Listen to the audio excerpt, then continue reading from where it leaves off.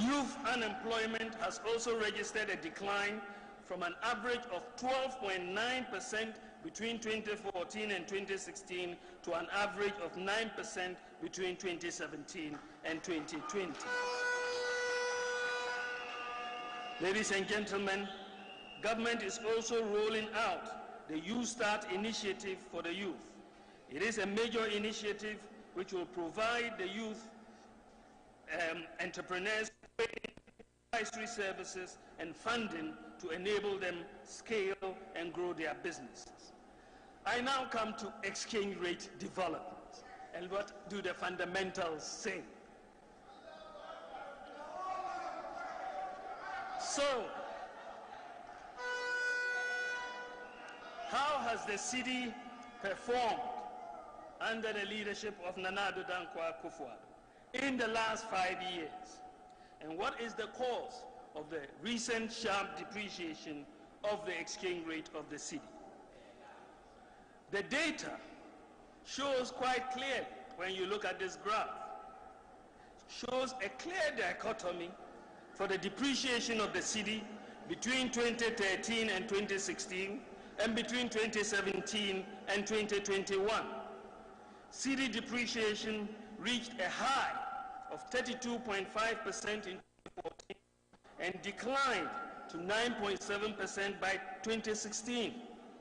The rate of depreciation further declined to 4.7% in 2017 before increasing to 12.9% by 2019 and then declining again to 3.9% in 2020 and registering 4.1% in 2021. The data shows that the average exchange rate depreciation during the 2017-2021 period, the average exchange rate depreciation over these 5 years under our government is more than twice as stable as during the 2013 to 2016 period when the average depreciation was 18%. So you are comparing our average depreciation over 5 years of 6.8% to theirs of 18%. It's night and day. And you will see, in fact, when you look at the history of the Fourth Republic, the worst performances of the exchange rate so far since 1992, the worst exchange rate depreciation has happened in two eras, between 1993 and 2000 and between 2009 and 2016. Those are the worst performances in the exchange rate. I wonder who was in charge of the economy at that time.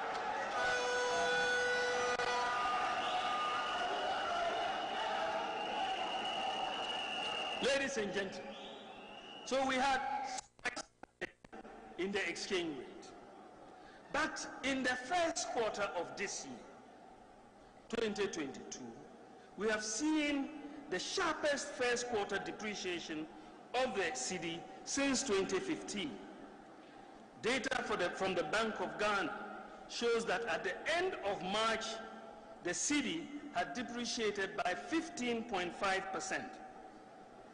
So what explains this? That you had such, low depreciation, and all of a sudden, within a few months, you had such a high level of depreciation. Why did we see this? A number of factors can be adduced to explain what happened. The financial markets assessment of the 2022 budget, unfortunately, generally concluded that our projected 40% increase in revenue, which underpinned the 2022 budget, the financial markets assessed that this was not likely to materialize, and therefore our deficit would increase. This was not helped by the chaotic battle in Parliament over the budget and the passage of the budget, and this created uncertainty and signaled to the market that the government may not be able to get most of its programs passed in a tightly balanced parliament. This further reinforced the lack of confidence by investors in the budget. Furthermore, delays in implementing major tax reforms such as the benchmark policy reversal, the tax exemptions bill, the common platform for property tax, and the review of fees and charges appeared to support the assessment of the market that the government will have difficulty in getting its programs through Parliament. To add to this negative market sentiment, there was a sovereign credit ratings downgrade by Fitch and Moody's, two global sovereign credit ratings agencies, as a result of concerns about fiscal and debt sustainability. If you are unable to pass your budget and the revenue measures in it, then your fiscal and your debt situations will not get better. And this was their assessment. This resulted in an unwillingness, this downgrade resulted in an unwillingness of foreign investors to roll over their holdings of our domestic debt, and they demanded foreign exchange to repatriate their investments. The lack of access to the sovereign bond market by emerging markets globally, and Ghana's announcement that it would not issue a sovereign bond in 2022 also worried investors about the adequacy of our foreign exchange reserves going forward. They therefore wanted to get a hold of the foreign exchange now, and this led to an increase in the demand for US dollars on the market. The increases also in interest rates by central banks in the US and other advanced economies also made the cedi assets less attractive and led to a move out of cedi holdings. Then in February, we had the conflict between Russia and Ukraine, which started in February, at the same time that we've started seeing this significant depreciation. And the associated increase in crude oil prices and overall cost of living globally resulted in a higher demand for US dollars by foreign investors, oil importers, as well as other importers on the local foreign exchange market. There was also speculative demand for US dollars as panic set in. The combination of these factors resulted in a sharp depreciation of the cedi in the first quarter. This depreciation of the cedi was fundamentally about the market's assessment of the fiscal stance of government and its implications for fiscal and debt sustainability. This was the primary factor underpinning the ratings outcome. So we had to address the depreciation of the cedi. It therefore called for an appropriate fiscal adjustment to address the fiscal rigidities and ensure that the fiscal targets for the 2022 budget and beyond were met. Basically, we needed to cut expenditure and increase revenues of the magnitudes that will allow us to be on the path of fiscal and debt sustainability. Our assessment is that what we are facing is not a financing problem. And so we are not just going to go and borrow to solve the problem, unless that borrowing provides fiscal space to undertake critical reforms on the expenditure and revenue side of the budget, as well as increasing economic growth. Government has taken the decision and announced revenue and expenditure measures in this regard. This include, on the expenditure side, the discretionary spending cut by an additional 10%, ongoing measures to eliminate ghost workers from the payroll, renegotiation of energy sector IPPs, prioritization of ongoing public sector projects over new ones, pursuing reprofiling strategies to reduce the interest expense burden on the fiscal, 50% cut in fuel coupons allocations to government appointees and political heads and political appointees, a moratorium on the purchase of imported vehicles for the rest of the year.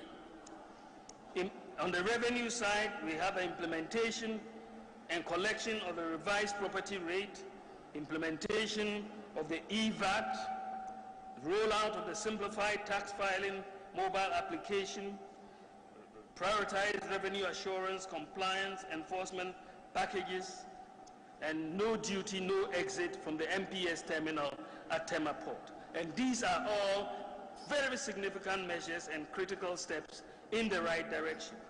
In the increasing inflation and exchange rate depreciation, the Bank of Ghana has tightened monetary policy by increasing its policy rate by 2.5% from 14.5% to 17%, and increased reserve requirements of banks from 10% to 12%. The capital adequacy ratio has been increased from 10% to 13%. Also, a new foreign exchange auction for oil importers has been implemented by the Bank of Ghana, and this will help reduce volatility on the foreign exchange market. The announcement of these fiscal and monetary policy measures, along with the passage of the revenue measures in the budget by Parliament, has increased confidence, the confidence of investors about Ghana's fiscal outlook, and appears to have restored the foreign exchange market.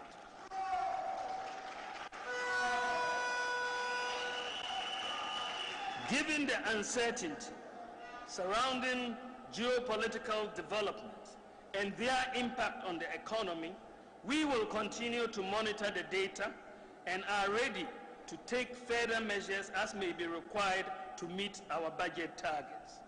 The relaxation of the COVID-19 restrictions and the opening of our land borders is expected to result in increased economic activity and economic growth. In summary, the data clearly shows that overall, COVID notwithstanding, the economic fundamentals of inflation, interest rates, exchange rates, GDP growth, the trade balance, current account balance, gross international reserves during the 2017 to 2021 period are largely much stronger than they were in the 2013 to 2016 period. The fiscal deficit to GDP and the debt to GDP variables are weaker, given the COVID-related expenditures, banking sector cleanup costs, and excess capacity payments to IPPs. We should note that no government in the history of Ghana, no government has had to deal with a global pandemic which resulted in the worst global depression since the 1930s, and a war between Russia and Ukraine and its implications, and a financial crisis pretty much in succession. No government has been able to deal with these: the financial sector crisis, COVID, the war in Ukraine, and the pandemic. Circumstances, given what we have had to deal with, when you look at the fundamentals, our management of the fundamentals has been quite remarkable.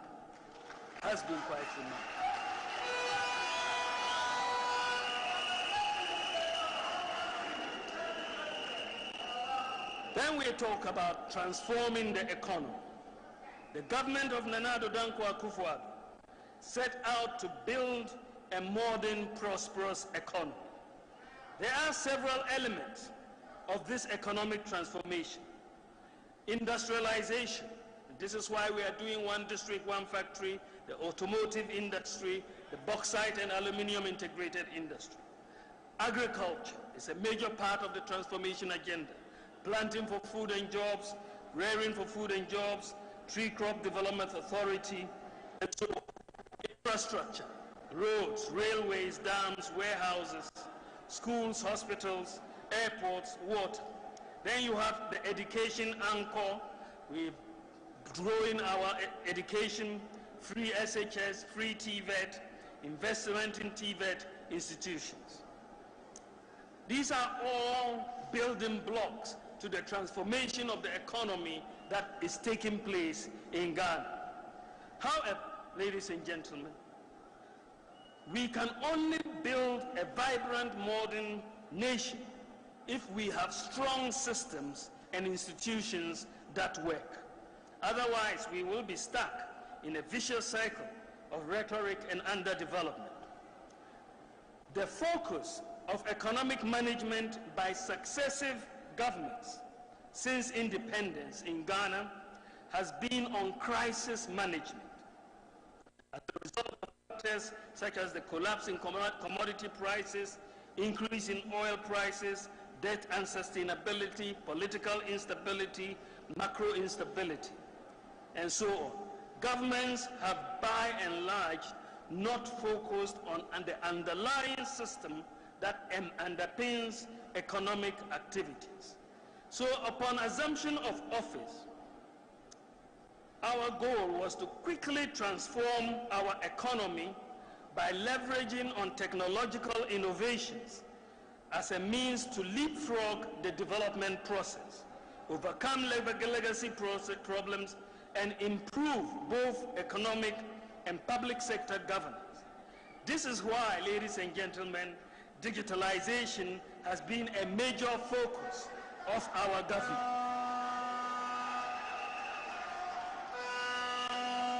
Our strategy since 2017, our strategy has been to build a new system through digital transformation.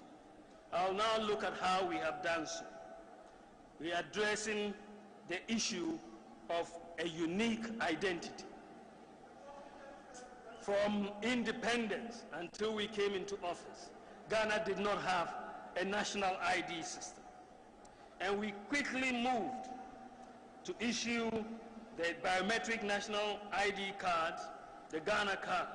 This Ghana card project was initiated by President Kufuor, but was practically abandoned for 8 years. So far, 15.9 million people have been enrolled on the Ghana card by the NIA. With the Ghana card, the identity of people, can be established using their fingerprints. And I must say, this is one of the most transformational projects implemented by any government since independence.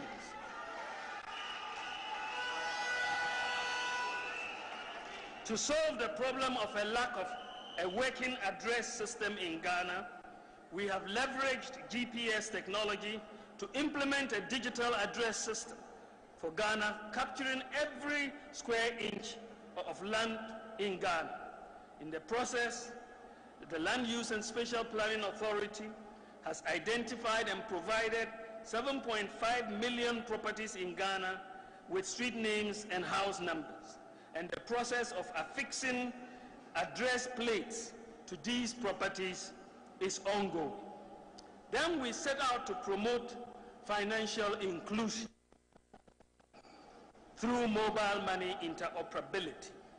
Mobile money interoperability has made it possible to transfer money seamlessly across different mobile money networks and between bank accounts and mobile wallets. Today, because of the mobile money interoperability we have implemented, today you can transfer money from MTN to Vodafone or to Tigo, and also make payments from your mobile money account into a bank account. And you can receive payments from abroad, remittances, onto your mobile phone.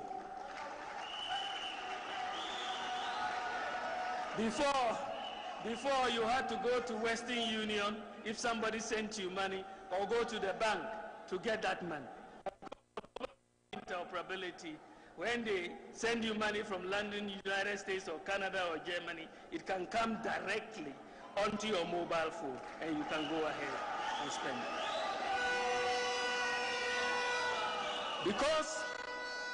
Because mobile money, the mobile money account, because we've made it interoperable with a bank account, because the mobile money account performs just like a bank account. As a result of mobile money interoperability, over 90% of adult Ghanaians have bank accounts or mobile money accounts that function like bank accounts. So this problem of financial inclusion that has been with us with over 70% of our population not having bank accounts, we have practically solved the problem of financial inclusion in Ghana. I should note that Ghana is the first country in Africa and one of the first in the world to achieve this type of interoperability between bank accounts and mobile wallets. Even in the United States of America, the Federal Reserve Bank does not have interoperability in its real-time payments network. On March 15th this year, just a few weeks ago, Rwanda attained mobile interoperability between their telcos, which allows clients of one telco to send money to clients of another telco. They have not yet been able to achieve the interoperability between the mobile money account and the bank account that we have in Ghana.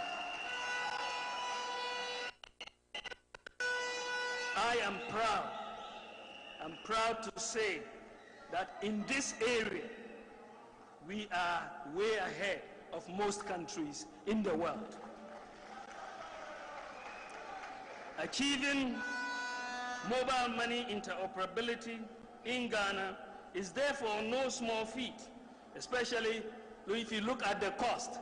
We spent only $4.5 million to achieve mobile money interoperability. Some people wanted to spend $1 billion for the same thing. The data, ladies and gentlemen, the data shows that because of mobile money interoperability, Ghana is the fastest growing mobile money market in Africa. And just listen to this data. Listen to this data. At the end of 2016, the total cumulative value of mobile money transactions at the end of 2016, the total cumulative value of mobile money transactions was 78.5 billion Ghana cedis in 2016. Following mobile money interoperability, the total cumulative value of mobile money transactions has increased from 78.5 billion to 978.3 billion.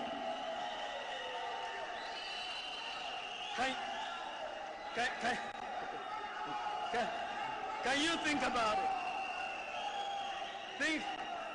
Think about it for a moment. From 78.5 to 978.3 billion. That is.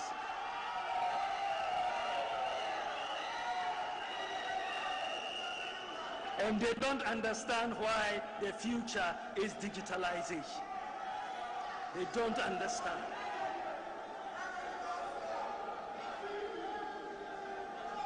Today, the payment reforms we have put in place has made it very easy in Ghana to open a traditional bank account. For many banks today, anyone can open a bank account remotely on your mobile phone. You don't have to visit a bank. You don't have to fill any form. All you need in Ghana today to open a bank on your mobile phone is your Ghana card. You go and insert it, get a bank account. That's all. You dial a USSD code for the bank, insert your Ghana card number, and pronto, your account is open and you can start business. And the digital payments infrastructure is boosting e-commerce in Ghana. Businesses are booming over Instagram, Facebook, Twitter, and so on. Many people cannot afford to rent or build shops, but they are able to do business on the internet at little cost, with deliveries helped by the digital address and payments using mobile money interoperability. We have also used digitalization to address the efficient delivery of public services and corruption. Our approach to improving the delivery of public services is to minimize human contact as much as possible. Therefore, we embarked on an aggressive digitalization process of service delivery across many public institutions. We will look at the passport office. We digitized the passport office, and with digitalization, the average turnaround time for the acquisition of passports has been significantly reduced, and today you can apply for your passport from home and it can be delivered to you at home with your digital address.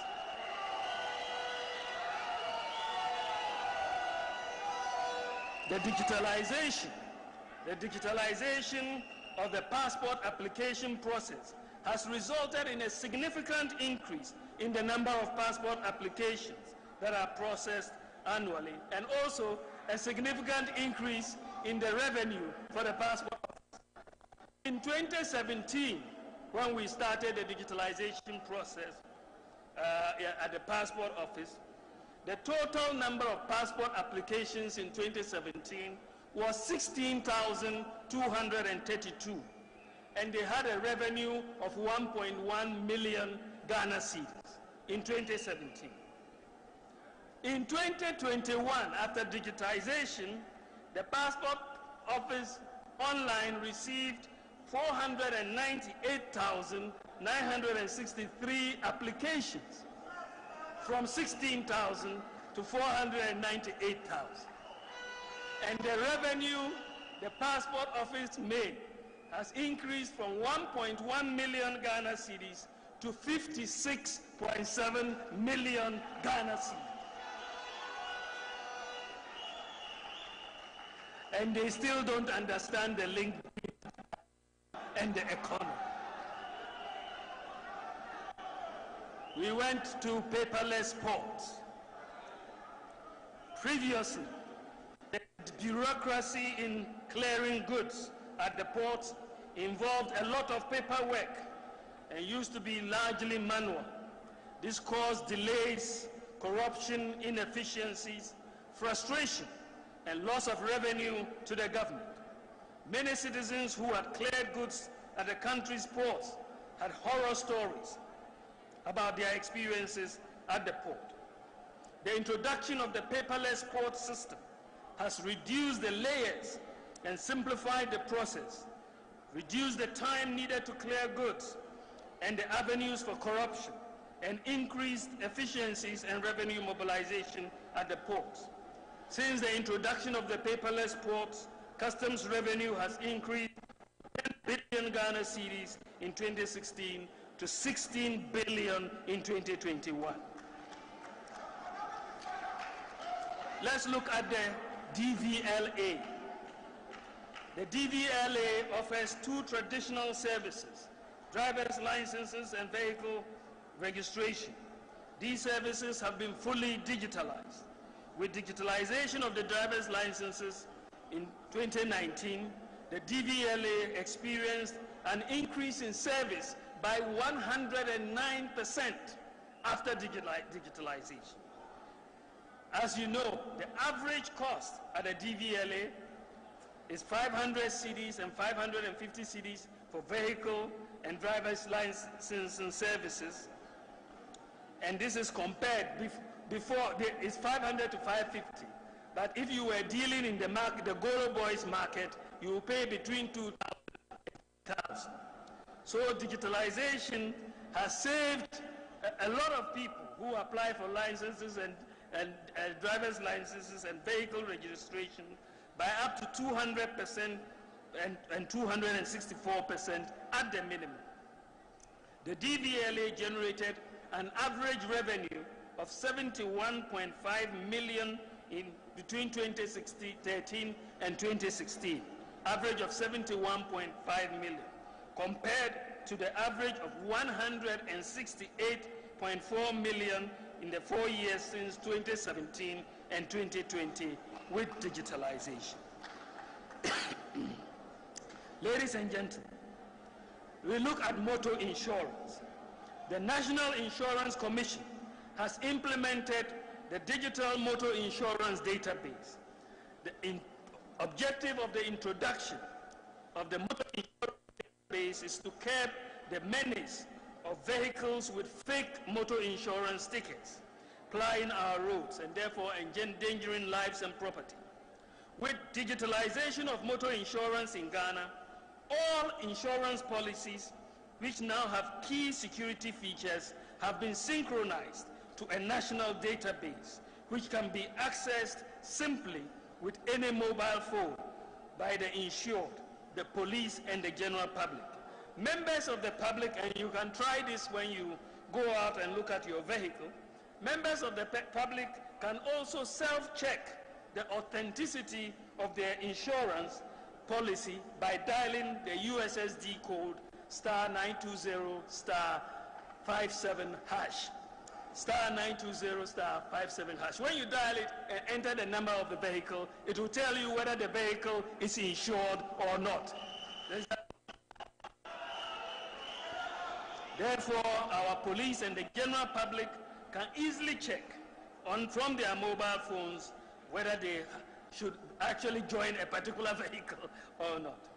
Following the implementation of the motor insurance database, the growth of motor insurance industry increased from 19% in 2019 to 37% in 2020 and 26% in 2021. The value of the business undertaking increased from 567 million in 2017 to 1.15 billion by 2021. And therefore, digitalization has dealt a severe blow to corruption in the motor insurance industry with no room for fake motor insurance certificates. When we go to the births and deaths registry, the process of digitalization of records at births and deaths is almost complete. And we are integrating the births and deaths register with the databases of the Ghana Health Service, the National Identification Authority, the Ghana Statistical Service, Immigration, and the police, so that the record of births and deaths should be consistent across all these databases. And this is supposed to start later this year. One of the most exciting things for me this year is that it is envisaged that every new child that is born in Ghana, when you are born within a few months, you will be issued with a Ghana card number. This is because we are integrating the births and deaths with the Ghana Health Service, with the police, with the statistical service. So starting later this year, it will be announced. The work is virtually complete, but starting later this year, when a child is born, just as it happens in America, it happens in the UK, it is going to happen in Ghana. When you are born, you will get your national ID number. Digitization and the integration of the databases will deal a severe blow to corruption at the births and deaths registry. Ladies and gentlemen, we also implemented the Scholarship Secretariat digitalization. In the past, candidates applying for scholarship usually had to travel from all parts of the country to Accra. But today, you can sit in the comfort of your own home, apply for a scholarship. You will be asked to take an aptitude test, and then you will be interviewed locally at the district. You don't need to come to Accra to apply for a scholarship. The Ghana.gov platform has also been implemented. To make it easy to access government services, government has launched the Ghana.gov portal, which is a one-stop shop for accessing government services. This means that you should be able to apply for and obtain any government service online through the Ghana.gov platform. And when you go, whether it's passport, whether it's driver's license, whether it's the payment of taxes, all government services will be on Ghana.gov. And when you go there, all payments that you make for that service will go directly into the government account. No.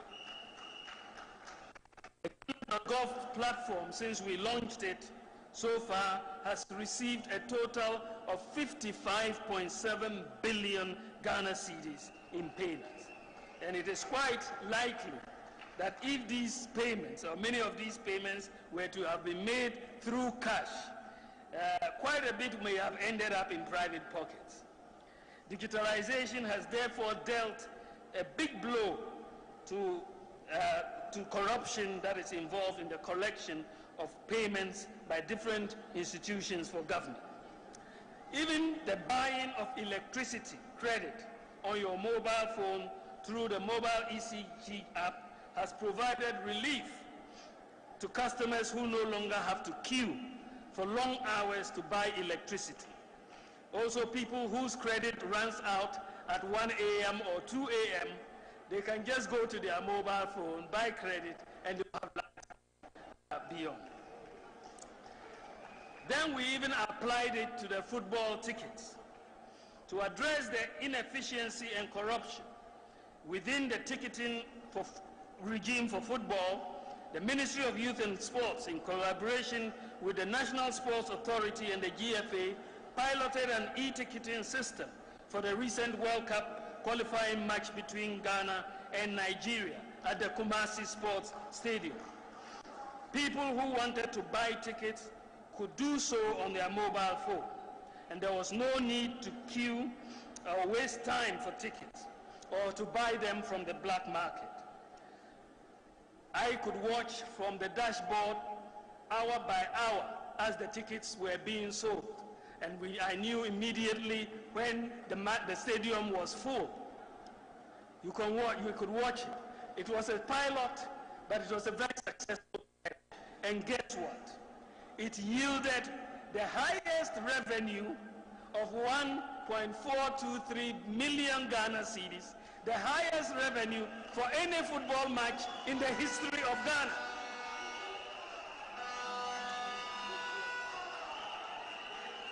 It was amazing. The highest revenue in the history of Ghana for any football match, because we went digital. They have never seen the revenue of that amount. So in the past, where was the money going? And they still don't understand the link between digitization and the economy. They still don't understand.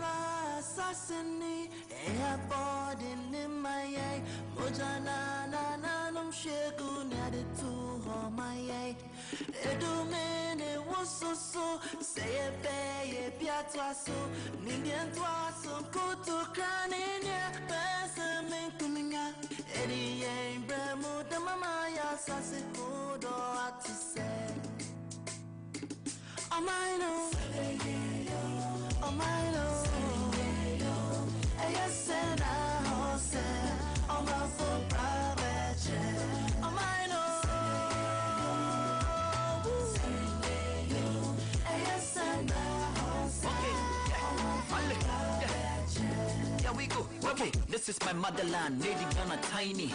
Anything I go talk, we make a tiny. Whoa, up with one near hey, Bonnie Ghana fee. Many my friend, he can see a minimum won't pay. Malabahi, can you feel the Bajamin Cabo? What you local ninja lava, Premio. I promise on my own, I'm over tired near Shona. Pulling off a Vina Sana, Libukuna, no Shona. Yawaena, Jumanchi, Africo, May, Cohen Kabila, Capito, Zahida Kai. Banda bambanci, mu daina zalunci. Ubangijin Allah wai ma Someone she a figo Anna Muhammad wai ma Someone she a figo Iyayenmu wai ma Someone she a figo Someone she a figo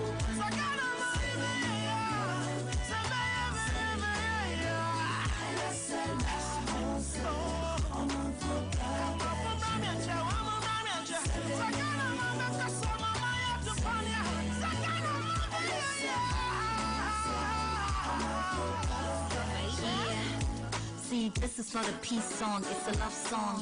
Peace and Ghana getting married, keep the love strong. See, a peace we cannot risk. War at home is like cardiac arrest, cause home is where the heart is. Let the trumpet sound victory. The battle that we won is a battle for a peace. We promise on the honor that we'll never fight again, cause Ghana is the happy place, the joy we should defend.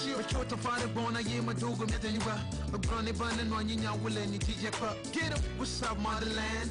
I don't feel like Obidi and Afia. I'm in love with you now. All right, people. From the big six, you still to fix things. I don't follow more crab. I'm more transfer and you may. But if I fight, we don't need one of these. I didn't just from Coffee, Denver, Colorado, and I'm a deep war. Is it with if we to protect the nation. Mitchell, be able to watch him. Now do a video to her and you may. About the peace, about our summer game, about the peace, I don't want any animal what's here and you may from Denver, Colorado, and also across the globe. And you may have been cheers from Congo. Free Denver and a demo. So what Jim Ray? Now do I drink transfer super Brian? Ah, yes, let's say so what drink Trebby. You want to be an intimate friend. But me send you a voice note. Put your voice no now they send you. The voice no man saying you know. And so at number no I 720 275 9923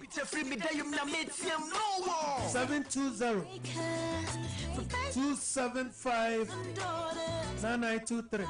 And then the Messiah has spoken. We pray for peace. We pray for you. I'm out for being whole papa. Oh la la. No sight.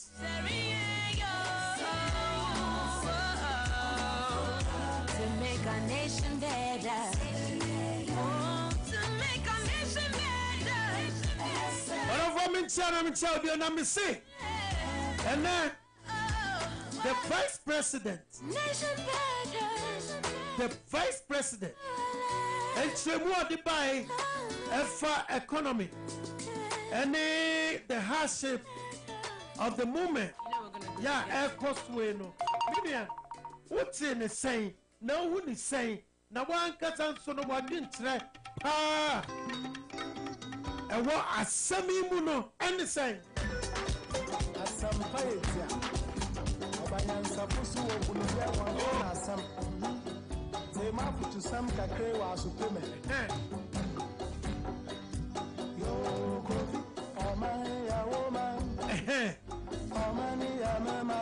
So polo epa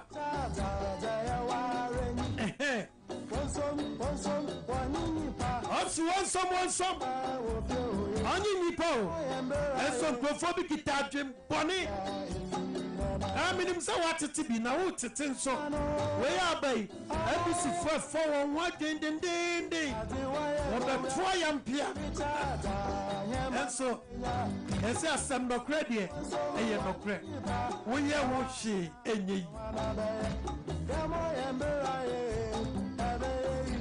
Now, just say, so we shall near His Excellency, the Vice President, and somehow okay in Nara. Even though Yankasa near my yet, Yankasa Bibia to Tonakwa Mukama. I want you to know, will be a singing now. Would hear me free America, some would hear me free Germany, some would hear me free Italy, some would hear me free Australia, Canada. Baby, I would hear me free piano. Who UK or here, you can really testify. Sir, and Yama Boy Ayete. And so, Ghana no, and Yama Cosno, Timuze, Petro Momna Nebona Cosro, Amangrophobia so, for bring home every crackers. What is a Petro Boa Cosra and what to one Yaman boom, boom, boom, boom, boom, times 2, times 3. And then how no? They said, we know they cheat and Fasubum, and Yamana Biana no a cofa beguadida. And so, and Yamamusa say, Diano, or the gentleman, or Buninia Afaso.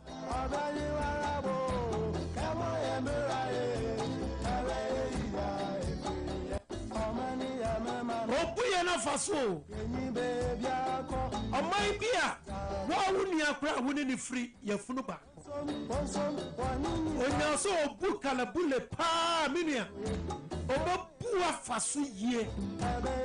Meaning, someone who video be a last week now, circulating our social media. Obia now, I can high a for Amara, baby, and the papa were free. America, I could draw. Now on the phone conversation, you know, now the 2 quarter, now you brim the brim trunk. Sabokai, Sabu. And until my bit is a gun and I a woman. Oba puni me afa so we are no asabe blemu apan. What kind of country is this? Oba bu afa so oya no be blemu aban. Sabani nanya niema ye onsise niema ye. Yebo MPsa a good parliamentar. What a double salary. I mean, what a double salary. For how long? By 4 years. Let's one pass. Sa Sikano. Double salary now. What double no. I can't one salary hono.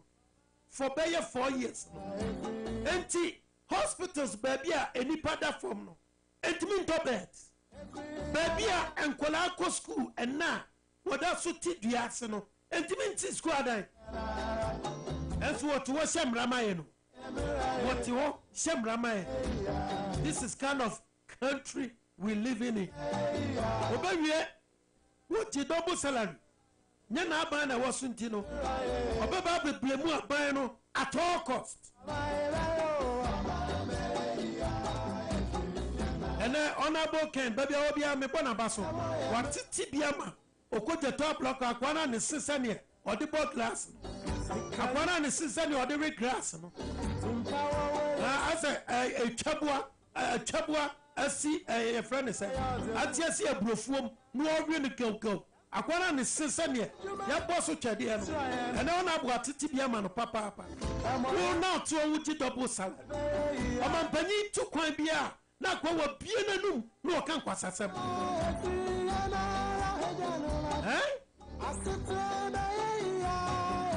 It tells you said the NDC has nothing to offer to the country. What in your na bokumu isese also mani be ye free anara enti ya susu ni ye wo abro ye want bro.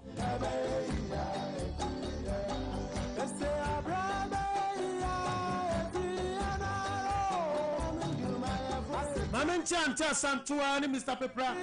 I work Connecticut and you may.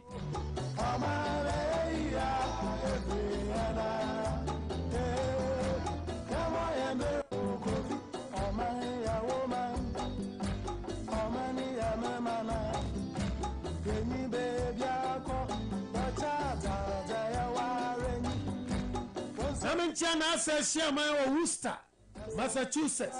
Nana Chania Busia Dominion. And Chia and Command Chia give New Jersey. Uncle Joe, New Jersey.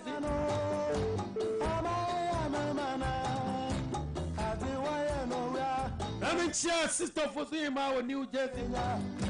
Uncle Frank of Edmonton. Amenchia Musakudom. And so Toronto. And Jabin Koma Gifty Abasa. Uncle Yao John. Namenchia Mr. Omania Champo. Namenchia Uncle Tommy. Mr. Buama. Sister Philly. Sister Juliana. And I'm live from Canada. And Chia Koma. Namenchia Nanakosia of New York. Uncle Kizito of New York. Akosia the English lady.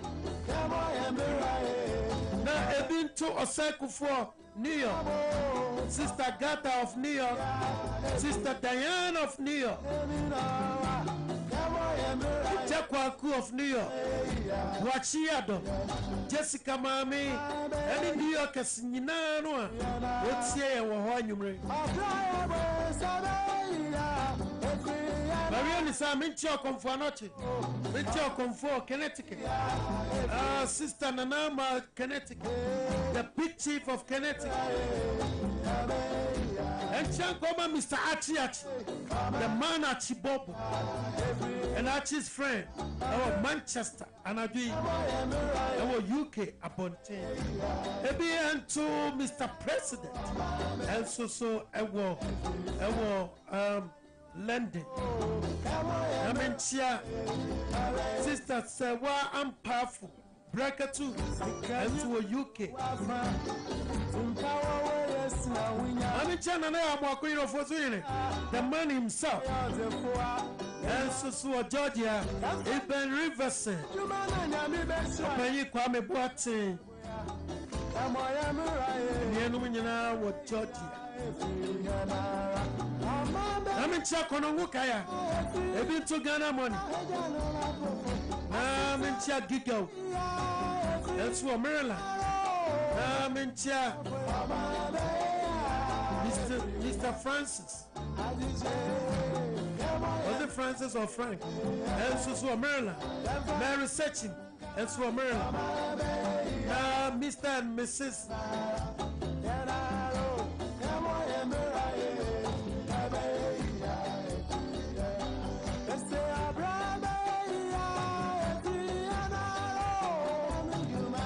All right.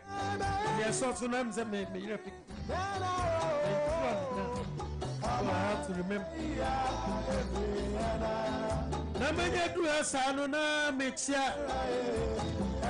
Mr. Eric Abrimpong, DJ Banga, and Mama Lee.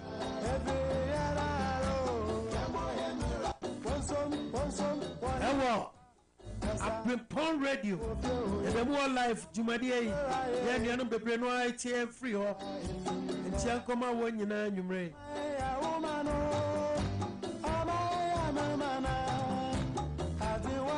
Mr. and Mrs. Mary Sappo.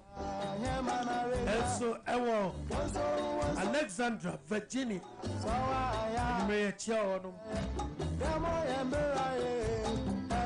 I'm in Chianianma, Ohio, Columbus. Danny Paya. Nanaima Ajiman Frimpong. Also, Columbus, Ohio. Anyone who tell live from Columbus, Ohio, you know. I could see yes was Cincinnati. Dr. Juma was Cincinnati. I'm in Joe Weiss. Also, Kentucky.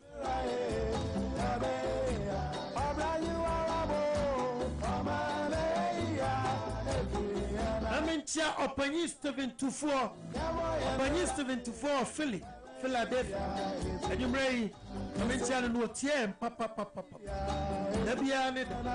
I'm in Victoria Ajeku, Mammy Victoria Ajeku, and so I will text Papa, and then I saw here, and you may be. Now I'm in Ali, I will plan of Texas. na ebinto na dia wo sister Fia Houston, Texas. And mo mutie ho nyina Texas. Etia enkomam. Mami tia Reverend Samuel. And so San Francisco, California. I'm a real Nisano and I'm a home sweet home. I'm in chair. Our own chairperson, Mrs. Obaya Frimpong, the NPP USA chairperson, the overall boss. Boy, Juma Papa. Now, a big come up here, Chama Body, and then young hotel live from Colorado. I'm in Chiana and Nabuansi, and so the Asantamai Council. Abusia Penny. All right, I only had in see, and then now you're a doctor, the Messiah, the powerful engineer on a ban economy, now a ban inflation, a ban decrease and increase, a ban nyakika kan ho economy mu any GDP and whatever. Huh? You can't beat that man. I'm telling you, I listen to this man all day long. Now sometimes just say aduma bi a o ye no ankanya no na saso ye. Eye serial callers no ana communicators no a MPP communicators. Akayo mo aduma o. Minia Mami Jamie sister Bako, Flora, sister Flora entry, Wisconsin. Na Miami and so Franklin, and so Denver, Colorado, and Chancoma. Near Vice President, near Moki Khan and there, or Jan and I so bay 4 good hours. Shra near mum, but ye free. Ya bedri, na COVID by na COVID mukrano, still. Young grow negative. COVID in the midst of COVID. Countries are kukuda. Ya omukrano ebano sika wobi. Ebano production wobi. Ebano exporter wo export to big time. Omukrano e hit you big time. Eba will grow negative. Because of the Messiah and the powerful engine behind Mr. President, His Excellency Amenado Dankwa Akufo-Addo. Yanko negative. In so abrobo yet in Tiwa. A managino kakra even though a teacher 14 year a whole year. What yakatia? Huh? You have more doctors and nurses. Over 50,000. Tia wanka. They sent Tia. Nurses alawa, teachers alawa, training teachers alawa. When you know na yanum bi era nurse so one kasa would judge and you na judge would judge say yet what they crown no more opportunity be avenue be dia na say yanko COVID yanko ohamu. And so now what double salary? Huh? And so now we and bukata. Sikanwa. And come in near minimum Juma. Wakati. Now dear won't fuck what you want so at the double salary. Minia. I would dear. We a criminal. So this will be cancer. Say NDC party. It's a criminal organization. Don't challenge. Just accept it. Point and blank. And now we are Bosume Mayo. Any Bosume. You see, I point you be also only the apostle. Only the apostle. It is our bronson be a coin. Now what be the Omanus be a moon. Only na. Don't remind Mama appointing, sir. Sir, office no on cheso NCNC office. One shadow, no contribution, no chop. Jeez. And your friend will be we are throw. Will be we are throw. First in the or say first no more your man who too much. And then vice president or Cassay, and any more dear work, and a reshimu, any a hotel so, and some more okay. And you been end this for you. Yet this for you won't say, do or die, or the Baba power. You won't be who say, or you have only a pointino as apostle of no contribution, no chop, and no at the home. Just say, what do you want to say? And before way, as I have a pack on your sweaty. Jack, what a pack on your sweaty. Now what by ye, different bookata. Seriously? What's now about it? Yeah, a president, a vice president, and never a dear guapo. But me, dear, me wa to swap, I want it that swap. Sir, baby, our money come. You betty now, it's about a mirror. We just need to give ourselves a time. And then, trust me. Ochina and send under the leadership of Nana Adudanko Akufo-Addo and his vice. And near my sister. And near my sister. And Pipo Yunani said, Ukraine war a big time. Now, Asundiabaho, now one Sasha says, Warrior Numa. Now, or maybe so, I shall say, now one near my air to toy. It shall be well. It shall be well with our country Ghana, with the good leadership.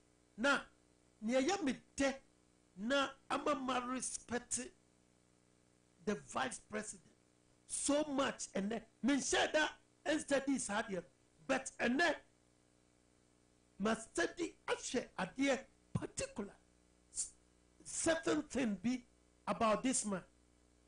So what's here in his speech, you know? Everything or the credit, you know, Emma, Mr. President. Nana Dankwa, the president. Nana Dankwa, the president. On even though behind the scene, you know, on also boy Juma no papa, about economy here, me sure say, I want to in the fielder, or no, or pushing near my man near my come. And so all the credit, you know, Emma. His excellence, that is the full of respect. Any a boa vice, and yet vice beer, Okoyi, president of the Hobesheho, ha, and yet vice beer, none of me pato, one cassa would yet not sir. John Dramani Mahama, no air vice. A dear pan or Timmy, ya, any puppet in their kind. Our Ghana. Satama no or ye vice no so crown and ye head of economical team. Mebwa, he was the head of the Ghana economical team. What me my letter be say? What me children say? What one you acquire of a faswa, obey we Ghana sika, and I know what do. And the quaya of a faswa, ye be ye Mampanina, everyone on what be. What didn't be a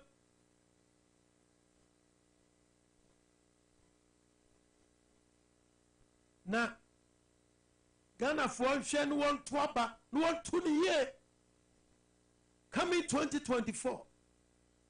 Inshallah. I don't know more about be more trust. And you may I'm not ready to see fire for fire. Also bet me at Johnny and lie. Aha. Numbers I did Jumano. Who bet me a friend what Johnny with our discussion time. Now do I drink trouble? And then and your man. His Excellency Vice President or dear Guacomono. Wajin and now said dinner also offer free and a dear Nabeka a farm. Number of me a friend here 720-713-1784 720-713-1784.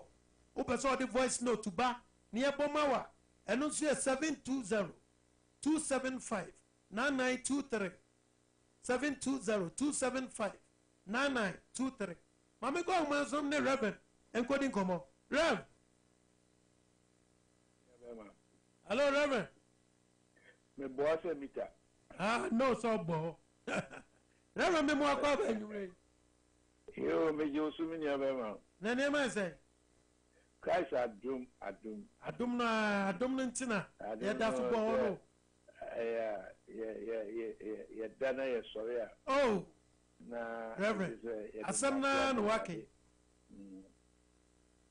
No bi mo de omo ndas ni bia ni say nyampia nkwa dem awoka no. Nyampia nkwa no.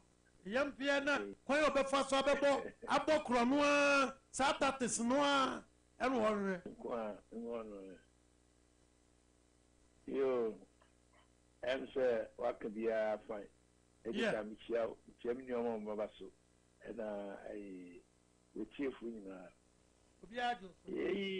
Ghana isi we are sitting no sisiano. America agrabu. I tell you. Now so why tell papa? When I'm in a complain. Whom are you going to complain? You have to abab mobise undi or money. It's in Yama yeah. Near only dinner on also offer a quabiswa. Obey there. Obey Yama bede. Yeah. Into the Bible say, be your person or your usher for no. Only can show the fee. It is a oyen oku a year number or never you see yet near. That man traffic, no for a way to solve the problem in the house. What is it? Now, all Batman Uncle Ganja, here is a number, hey, more. When you say, I remember now, I don't do. I remember now, I don't pay. Okay, cancer as a meter, where you know, ma. How would they see you? Exactly. Who is a way a responsible father? Or how did they about? And how are you to solve it? Yeah. Compensation SSF, you pay free. That's it. As a leader, Obi and you as our home call home. Obi can James or starting Abra, but uncle home that. Obeko, Bibi Bessie. If Obi to me shred, if you to me show the car say, Bibi too, that to me lady on there, and an industry. But life must go on. Only a friend of Bama. Bama, who are what you about say, I am a money, what the Wabra show being, sir. Hey, be a leader. You can't be a leader. I am a one of my chair, Messi, and teaching you. Why do we appoint you as a leader? What is it? Yeah. Iti worship this government, you know. Mr. Menaj, you want na Krubia, we are obeying Sankoff. Even Moses Koyi Israel, who what it to walk around. Oko you want to withdraw a problem. Obimujina or Moses, ye you, young Sanko Sumi, a young coy, how you do. We have people like that. I remember. Until you Ghana, you shall get people I want to. Yeah, presently, you don't use their brain, their effort to build the country. Them all born you. Or maybe here, if you mean, it's Ghana, you need economists for Ghana. You need one share economists. Yeah. There, Yama Richia, you need via Wekusiano. We share over here. Reverend. Opawabu. Mike. And one. We share there. Or I want to come. I miss it. Sir, yeah, so called professors and doctors and engineers I will go Ghana now. Miss Minya Bapa, no more to table soon ground. Papa. They are not helping. And I am beyond there, upon all those things, you know, one crumble. We are now maybe, you know, criticize the government. Won't contribute you. Yes, Yaman Koye, Yabani Day, Ecosia winning. What are you teaching the people in the school? They're teaching at the mall school. Exactly. Yeah, Vice President, lecture over me cause hospitals. Me buy anywhere, me buy out of me room. If you are not part, me call hospital. Exactly. Me buy only 15 minutes. Only if you are no bra, no problem. You go through hell. You go through hell. Now, sir, when you go through hell, that no, about me also. Yes, but they are going to use their machinery to rectify the problem. And I remember what? Sir. I ain't having okay. On our friend Batman. What I say? We are Batman. Nasa BBC. You speak and tell the people. And yampia. And yampia. You put the reality of what is going on. Now there. And this is for I don't know. So about Magano. So I'm Magano. I don't know. Magana for now should be. Yeah, party. I don't know what school was your friend there. Propaganda school. NCNC. Propaganda school. Na philosophy yeah they more they have a teacher of man. I in the moon country. Undermining Kofu. Moon self Kofu. How do we build a country like that?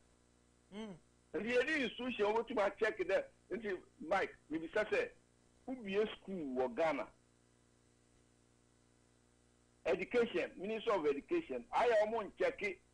Nyama yet student in school. I'm on check it. What check? What check it? Now be a school. Now we check or full propaganda. And this will be a school no check propaganda. Then we allow them to do those things in the country. No, sir. What's out? No one up on us when I'm But this government, yeah, Minister of Education also share syllabus almost subject yet more school. Because these people are coming out from that school to live with people in Ghana. Now, only philosophy, already go on with him. Say, who brewer can say red. I didn't hear I didn't hear. I don't build a country like that.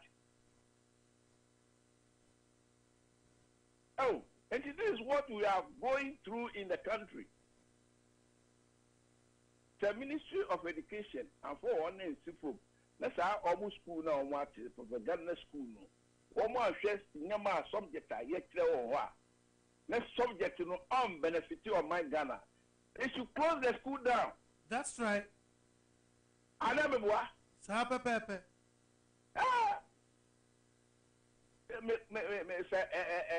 One crying my device outside normal Bagana. So called Cribiane, Nibian in the yard. They are no more. Almost is Adriano. Not almost no. Yeah. Oh, yeah, maybe or man, not to know. A man who almost says the wow man, that no more yet. I'm closing it down.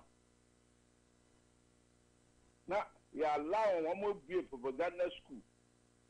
Now, what are we going to face with this youth that almost academic school? It is Obi President Bakasa Kraba or Metro Ayampia, who we are, why Yam Shekam. Are we building a country? What message are we giving to the youth? Coming. Now, Messi, Baumia, minimum watching this guy at home.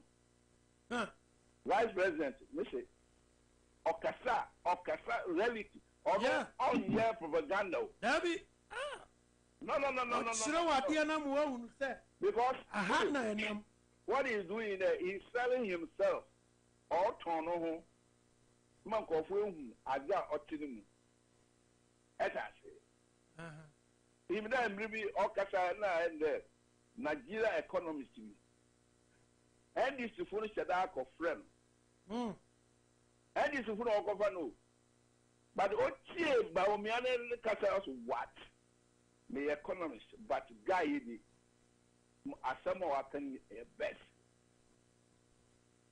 And this is no government anka o metie no wi o ayede wa comment tokro awo cafe no mu wo pelupo no wo pelupo but ba o me cafe wi no guy no si o ye economist namo ba o me ye kikimoka no okay odumpo we sua efi ni kasane mu we sua nyama bi efi ono ba o me na kasane see why you want to be a leader person kasa wo beguma you speak to educate people nyankwa you speak to educate people but then this one the bia no Messi omano say omano be say what they don't mind. And it is a apostle, no contribution, no chop. No chop. Apostle, it can Bible was to be apostle. Jesus is not apostle. They went out preaching good news, taking care of people. Taking care of people. Apostle for now what call Jesus is not apostle for no contribution, no chop.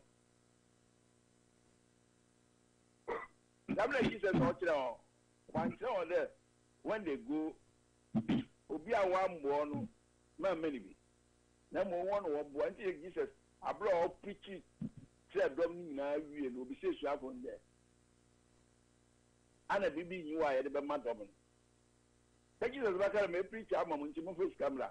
I don't know. Yeah. Like Jesus, why any of them? Apostle, need mind there. To take care of people. Now, what's the no contribution, no chop? I come for apostles at all. I don't have a year in there. Wafa, some title. Title, and your title, get one. And your title, what? I found the actual. Was one of where it. We are, no contribution, no chop. On the new office, no. Netato no. Ghana, someone poor. Oh yeah. You have a long way to go. Now, let's say MP before executives, more consulency. The executives are more consulency. The Juma Pan Oye, the Boa Party. And then I make answer. And somewhere Vice President can in Nepe no. As a thinker, communicator said he can't cry. Oh.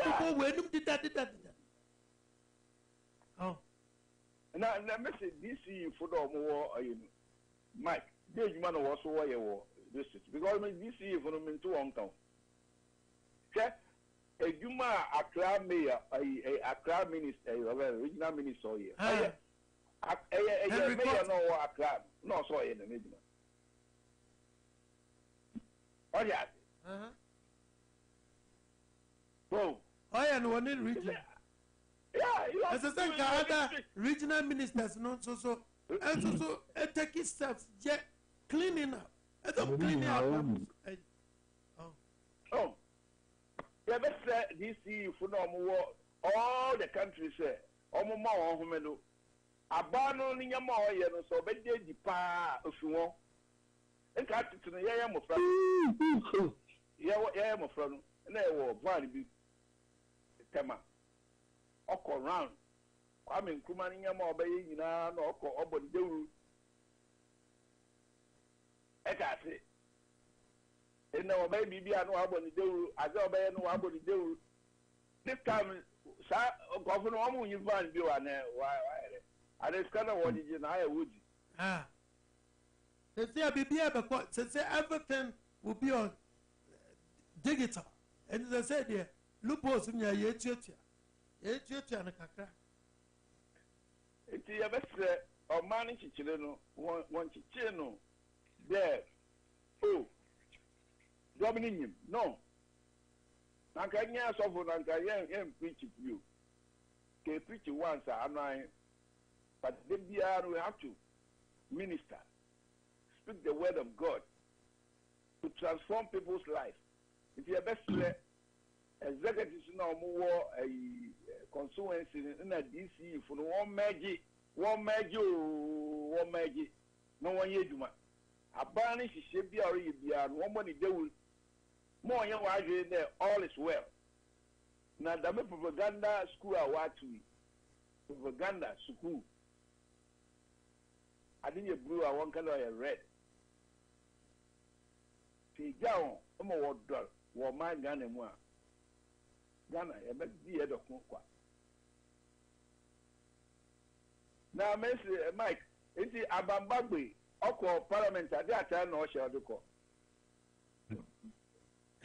This time, boy, I am for what crown now, the cop. Papa, no, I guess we name the style of living. One. Hey, now Parliament Speaker Onina Taroshe. Why design man? On pen. Upper Ohinedia. Upper Ohinedi.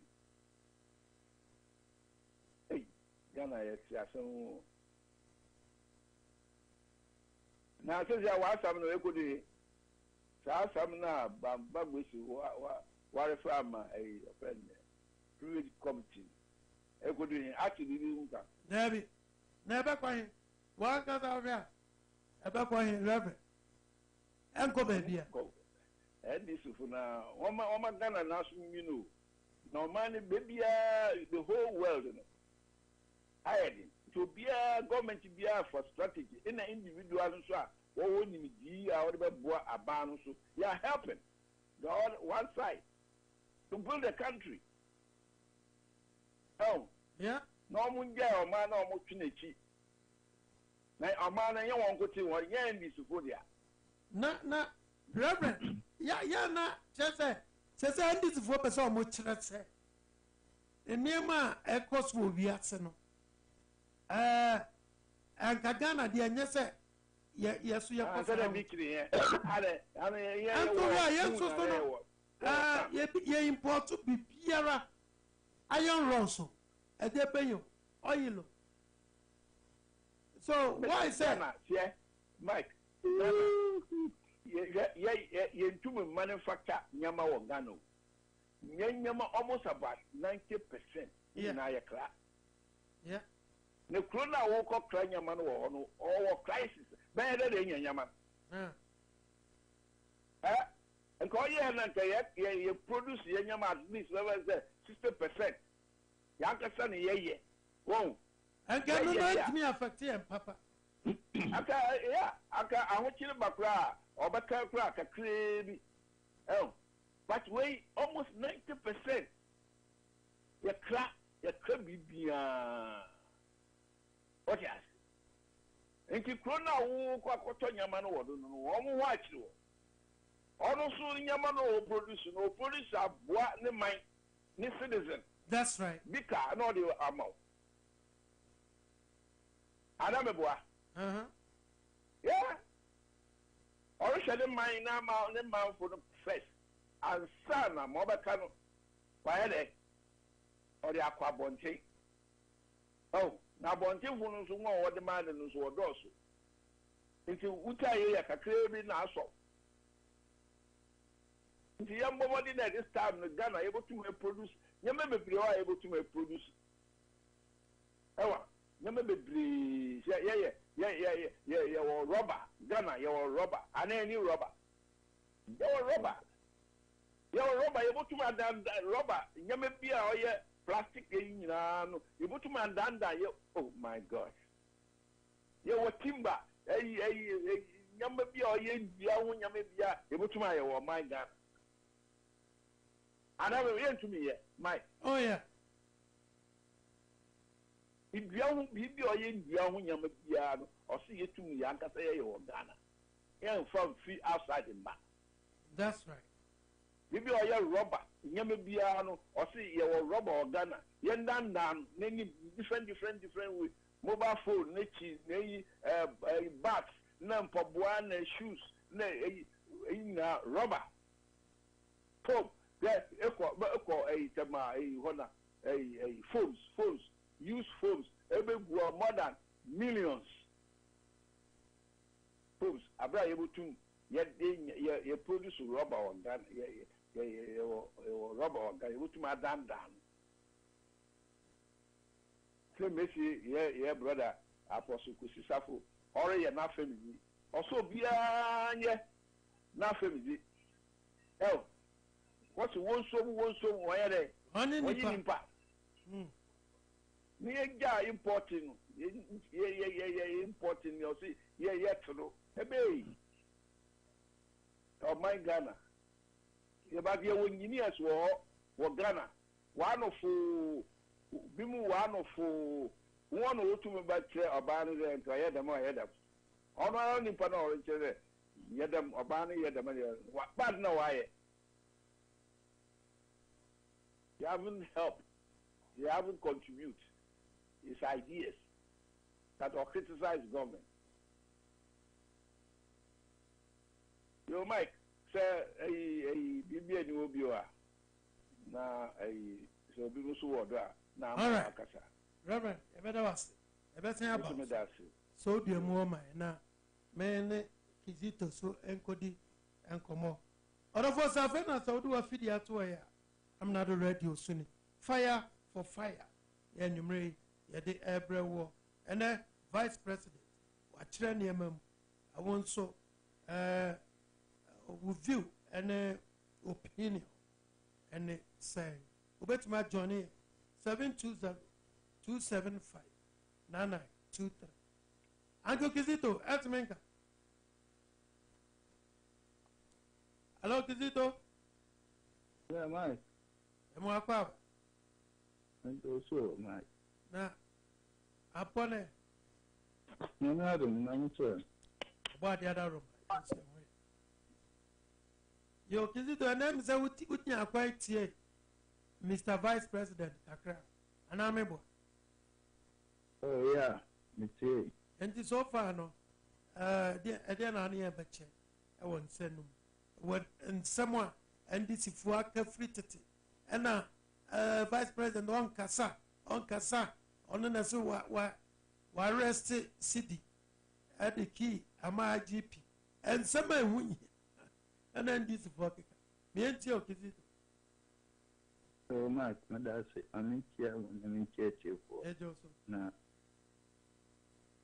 In Cassa, then Yamiasi, MPP, and a Ghana, Mike.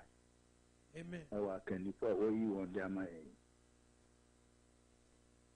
My answer not may come as a son. I say, Alaji, Dr. Baumia, I am one pie man. Now, a more year and then the also for your Archbishop of Krana, Odina Hokas answer. Yeah. Uncle Bessie, Obepre, so one blame too. Also, my you be the man who said, Obisa and running now 3 hours to 4 hours in Sukra Numbi. Wow, didn't you? Because now all you trivia. Oh, yeah. So, what do I need to know, Mike? You be answering you. Yeah, oh, yeah, Chivia, a Chivia time. One said Dr. Baumia, but no, get a flask. Get a flask. David. Not your mamma about get a flask. Yeah, so mama, you come over on get a flask. In Jordan, or the Nova to Baumia.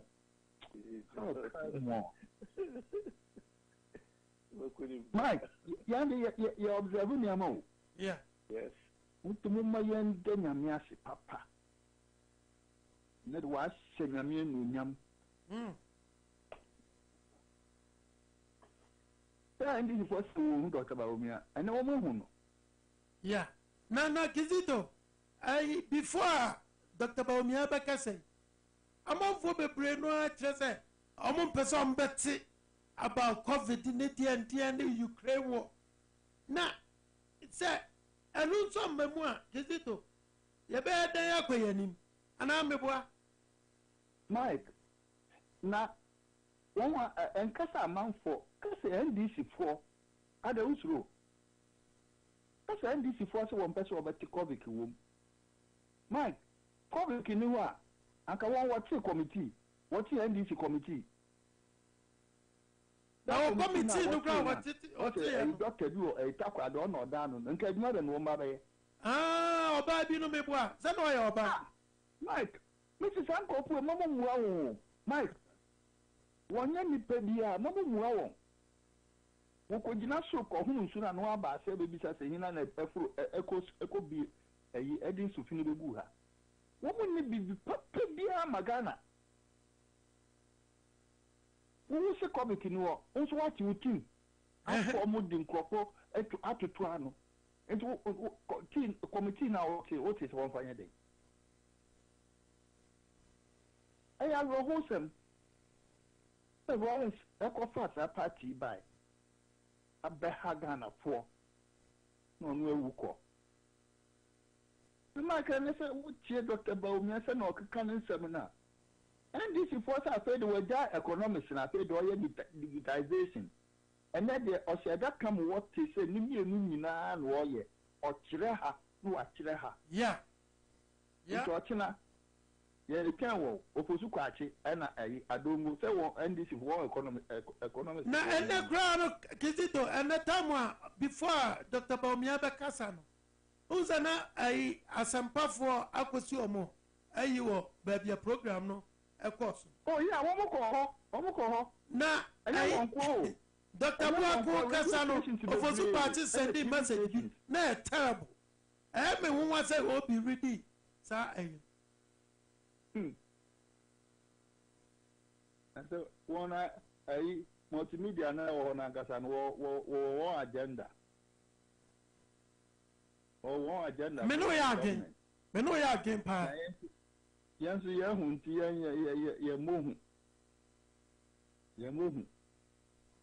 And see, and now I bet them. If you are not corner, you bet it. Once why. There be our Casana economy now, see. Now, Ghana will be no difference, you know. Some of the be come say, Mr. Mama, young Mumpai, most is going off no corner, it be not be a sweaty, now some pipe one can't would do here. And no money I want to ever could do.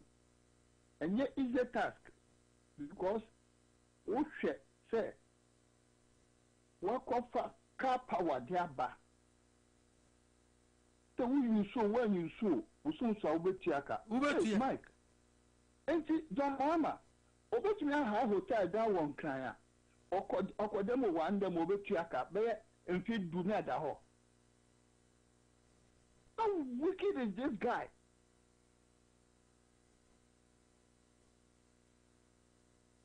No, and the baby Anna when your boss and I joined in a pub Abidjan.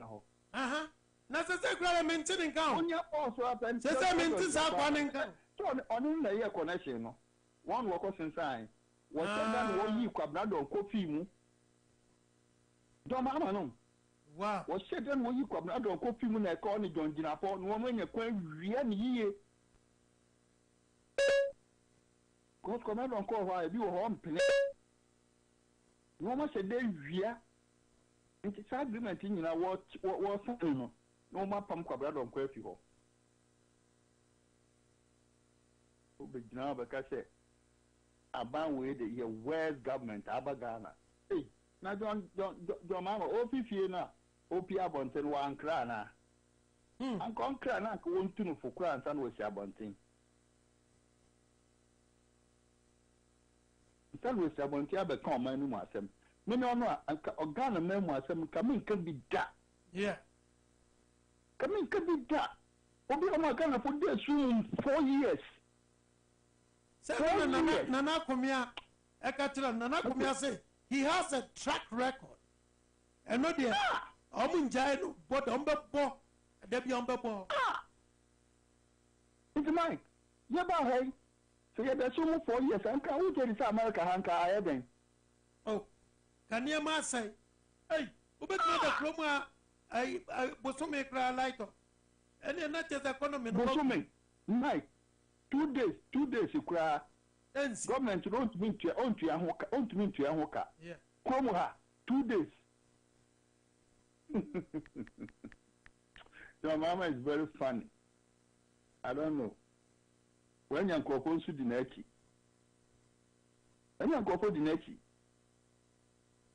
you want to try Yampia.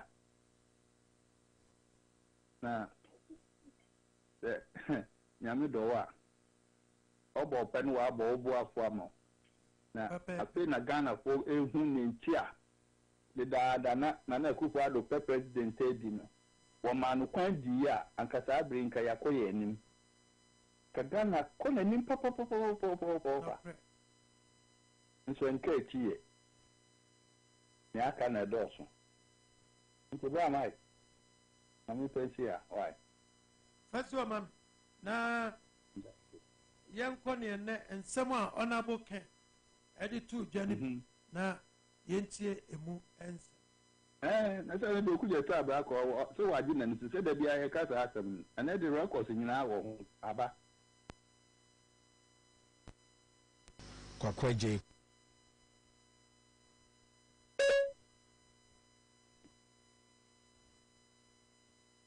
Kofi Antwi we are faith.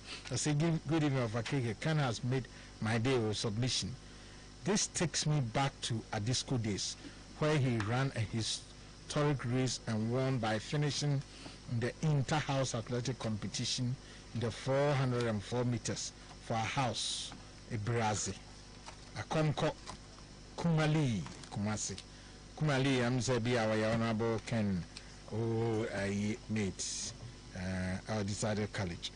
I said good evening, maybe I have forgotten. I want to know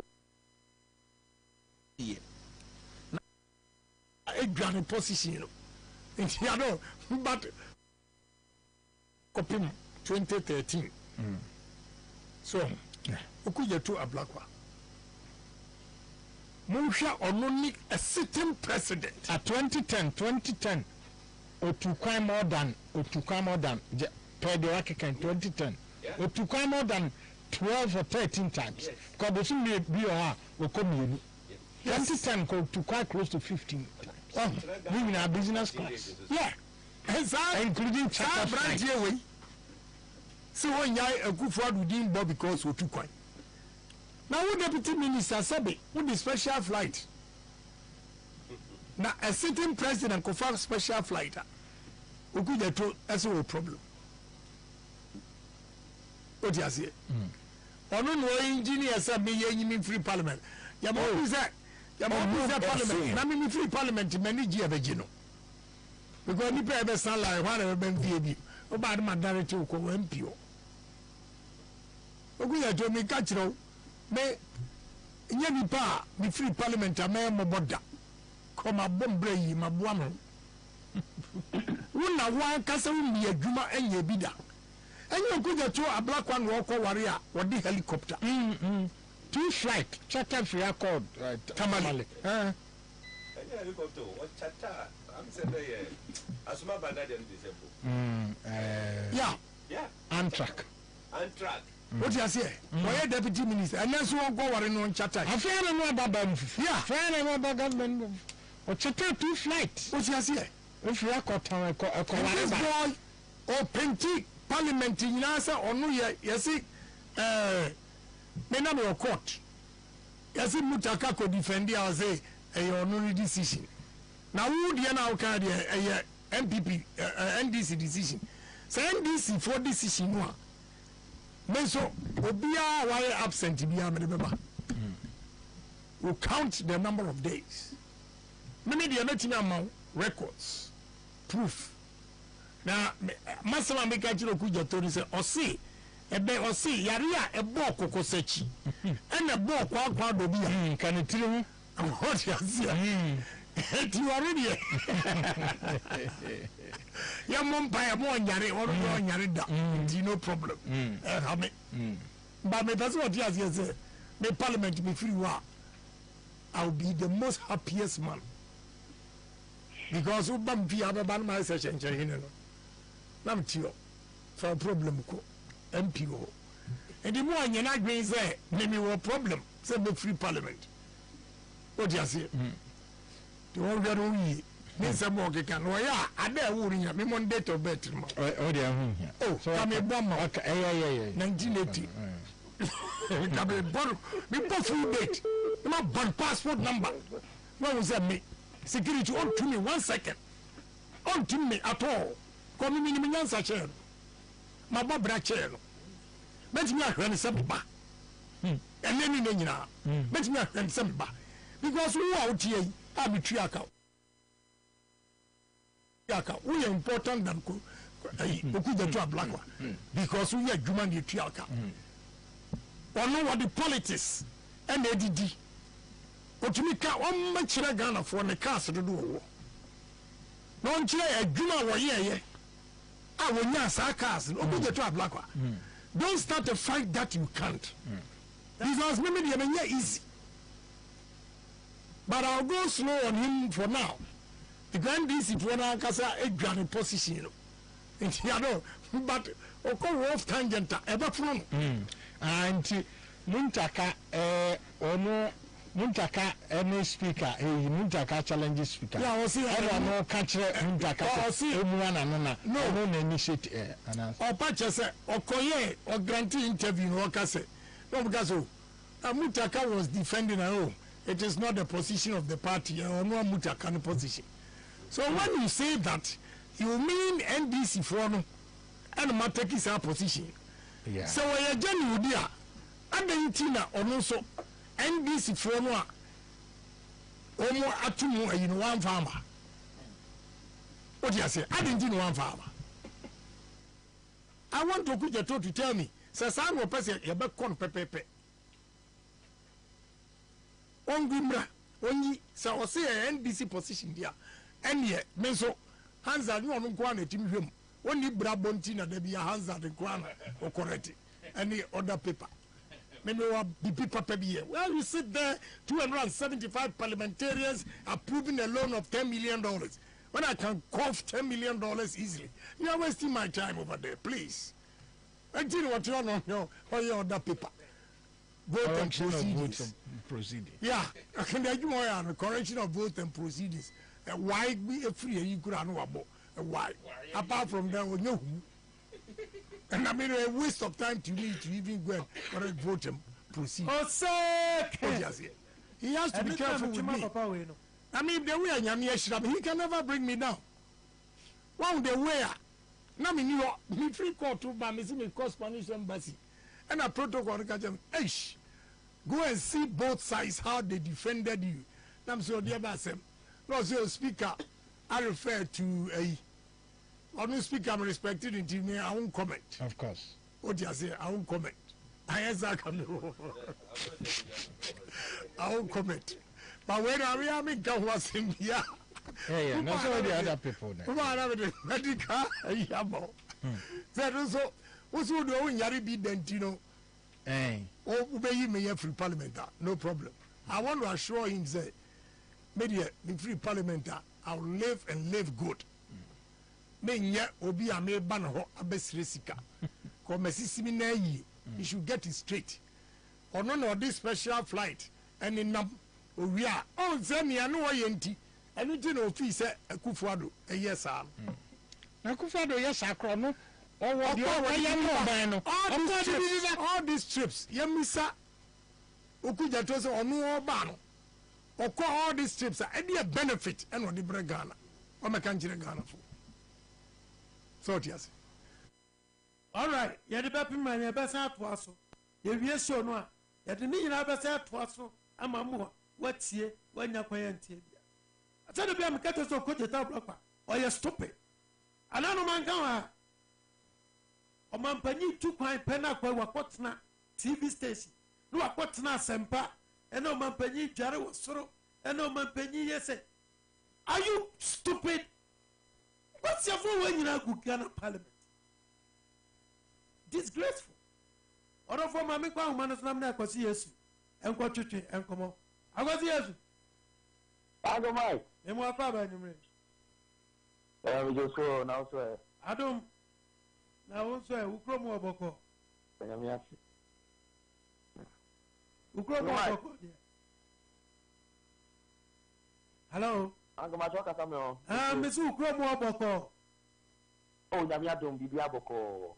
good ɛna onya akwantie vice president Papa, my friend from the start,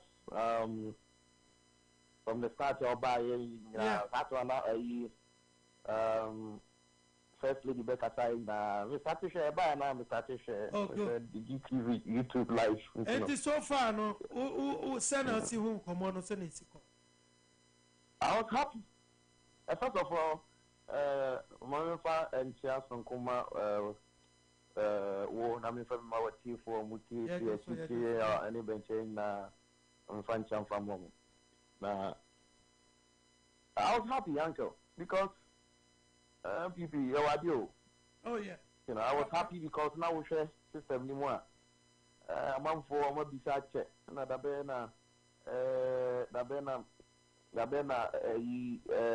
the kind of vice president Babe Kata, Babe Kata, you know, make it fair, I knew what was coming because you know that this man was a nightmare to some people.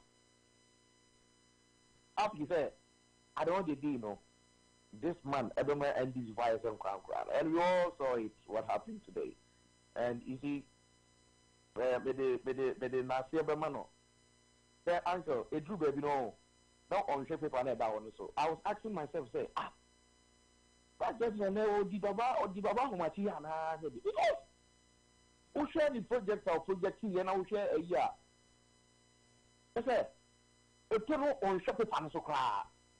He was going boom, boom, boom, boom, boom, boom, boom. Really, every day. Then my mom phobia, you know, NPP, as it was so, papa, we move ye pop,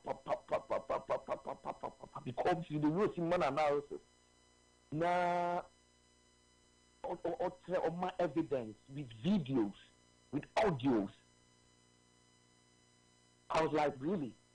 Wow, that's what me tell me about myself. And you could see, sir, NDC, they were shivering because now Osha, you can say, Dr. Dufour, so the media nam, Dr. Dufour, and what told and then also the media, also some of the stations were covering it because no, also, yeah, the campaign, Kakanka, also NDC grassroots, also Namna, initiative bureau, yeah, okay, and all of a sudden, you see your mama, the casa, you have a channel, I don't know. I'm like, okay, that's do because and why do you have to pay attention to somebody that you think say national work and and that makes sense? Which I said, Dr. Mahmoud Bomiao, what NDC for every cry. Oh, yes. Sister Onwana, attacking left and right. Almost running because India and when it comes to now go for I don't go. I don't go there, I don't go to know. But I'm over here. In fact, that's why I said, who just let you go now? What's on? You see, and I know, sir, as time goes on, we quite the as time goes on, the Ghanaians will know the rebel because Usha in Ghana, your economy, so on Kahua, uncle, and can yet. So on Kahua, and can yet cry. Thank Dr. Maud Bomian Kahua. I can yet. What been so? As time goes on, Ghanaians we see, say, oh, okay. The reason why I'm for Papa way or you see the form no. Now, me and a young guy trying to be business as in so I can't come out so bad time. He was standing boldly, pushing his facial expression, and yes, be or aggressive, you know, like I said, yeah, someone can. Anthony, me now, nothing flat. Wouldn't tell if you flat, no, Pam, who don't know you so hanky. But also, there's nothing flat, no, papa. Yeah, Ghana, dear, easily, no, of course, and I mean, it's normal. It's better because we share the kind of where you so big now, so now, I'm for so damn what Tim. I'm for going you. Oh, many possible, you know, in fact, many as NPP member and as you know, vice president, the new some of the better one. I'm a man, you know, you know, because most of the people think that I didn't know why you did, would be the account economy, no, why you did, but and then an American. And then one name is all the NDC media, they were covering him. I was like, really? Now, who you go for? Who did him back? Who you go for? But who did him back? All the NDC media, even NDC TV, Ghana. No more fun and life. Yeah. Wow. No more fun and life. And you see, an American. I wouldn't even say they have no stand. If this man, MPP, on Villim say, when I candidate 2024, so I'm going to go. Yeah. Because, you see, there's no target. I target more, Papa. You cannot hit this man. Oh, you know, you know, and your first lady from Casa, I mean, said a lot. On the big and I was so happy. You know, MPP, sometimes you tell everyone my MPP, sometimes I need just from could be, you know, and that's what you see, you know, when you see this kind of videos, our VIP now, all man, you know, the statements are now, someone know, and American, or check, what you have here, or check, into details. What you walk around, not even we yet MPP, because, oh, okay, this man, he knows what he's doing. Yeah. You know, we have a for a bit now, not would your part, what you say, oh, yeah, I know they have sign or no, or can you be a win, and you know, I think that, and you could say, it's a say, no, would you to say, I'm more complaining, say, a man, why din at the end of the end. And what do they have to do? Say, I will train here. And says, well, communication too is one of the best key. Because in Sukra Metocrano, Okoto Dasani, in Su 24 parts. Now they turn of 425. Now they thought that money saved on the teaching center for years. Watiado ufuno matete. Watiado ufuno yete papa.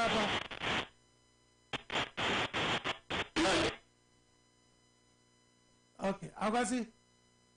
Yeah, uncle. But yeah, the most I mean, country Ghana food now is I mean, and I make I mean, any the two chance I mean, madam should be back Kasani, Idia, not a eating Corona said Ghana, more Casa Moa, me boom, me mammy boom for. When I take my time to also, you know, let him know, say, a yadia, I want to have banner, a year, a buyer, a so, ye, Tina, Amana Kobasa, no. Bibi na kwaka bibi ama papa je credit. Yeah. You know, there's a reason why as anyama we na no air cost na within a short possible of time no. Ebe sa back bi ma age na ho atoye. Now they had there in fact so many countries or musu no. What say Holland kwa de bobo Holland kwa de. Most of my friends are more Holland and UK there. Just say nye. Yeah, the idea say good you know. You know I mean, they say, Zip, a Tony Boise, a Honor Pound, a hot Tony Boise, etc. No videos, etc. You know, Ghana economy now, you know, it's not like that. Ghana and Kuana affect, you know. Yeah. And you're see now affect here. Which are there? So far, said Ghana, no. Yes, we are a country, depending on other countries, no.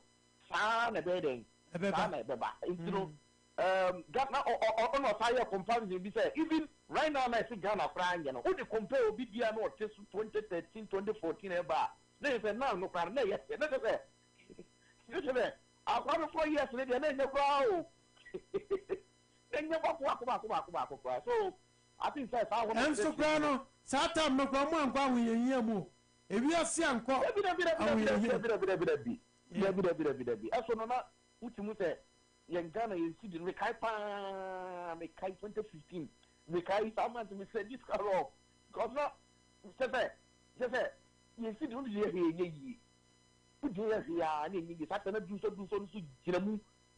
Oh, in fact, I know that most of Ghanaians right now, no more pen or crack, no more your margin say, or money see, or money for NGC, or money has no money said, no crack, all the members on bit, most of them now no understand, say, I mean, this is what is going on, and that's what I said, within short possible time, no, Ghana will back to its feet again, and ignorance, and I say, so much right, you know, and American, it's not easy. Who state ya want to show who cost me and me as see I could cost. Eh? Now, let me talk Ghanaian restaurant you are and say we could deal with you who are there $14 and they deal with $18. $4 different.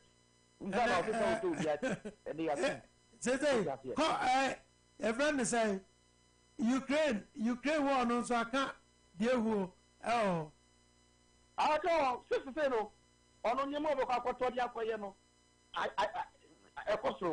I said, Uncle, make us a Mikadasani for me, so I'm a town on pardon. Let me talk for something. Just say I do say $16. Huh? $2 a year about the count, insure from one insure, and the insure crown, most of insure crown. Yes, there are some insure be any ton of high to say a winding. Which I say, and also your money cost Rosa. Oh, you know, that Uncle Maminka, who did you say? To say we will be a mortgage. And no, let me share some news, you know. I will have a good morning in America. And a nano pay.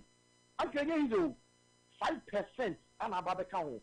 It's a won't cock pay theater. Let's say, it's a loan crown loan among for your lawyer because come not crash to the first. Interest rate, you know. Interest rate, you know. And that's good credit score, what excellent credit score. I'm telling you, most of them can go loan from one. I'm telling you. Would be here, good morning, America, Nano Pedia dance here. Any Uloka, he said, any those seeing anyway, no, not a 5% increment now the count. Now, so we will give up 5 year cut when we talk about 5%, that's a huge gap. And about the count. Yeah. You see, and then most of who could pay theater. So now and then last 2 years, last 3 years, who paid 2,500 uncle, and then 1 year, who would give about 3,000 something. Oh yeah, a month. Depends on your bedrooms and apartments, zip code and baby a war. And no kind of mechanical. It's money move baby and one mind. Then because most of the people they will not, sometimes when we come here, my Casanas will be the so one not or part of it, because most of us we combine our work schedule and also have time to make sure that and every single day we know what is going on so that when we come here now you need the okay I say no it's not I say okuya fa black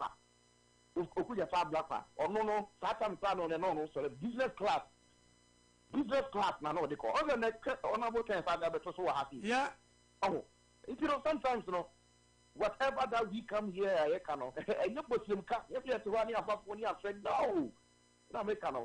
we combine our work schedule, make sure that we get a fact. Both Ghana and diaspora here, so that we combine it together nearby. And we see also the 20. Nobody cries because if you have a gap, so we are talking about president, a certain president. Now, open person go to Koya and go bicycle, and go to Koya and go for Ponko and find into Koya. Baba can't say it. Now, I will come excuse me, more bread ya prano. Oh, Salah, now, business class. And you are Ben, now, but if you are saying, I would, business. I was talking about 2008. 2008 or 30 said we go school and this before expensive. Then your business class no they call. How much was the business class no?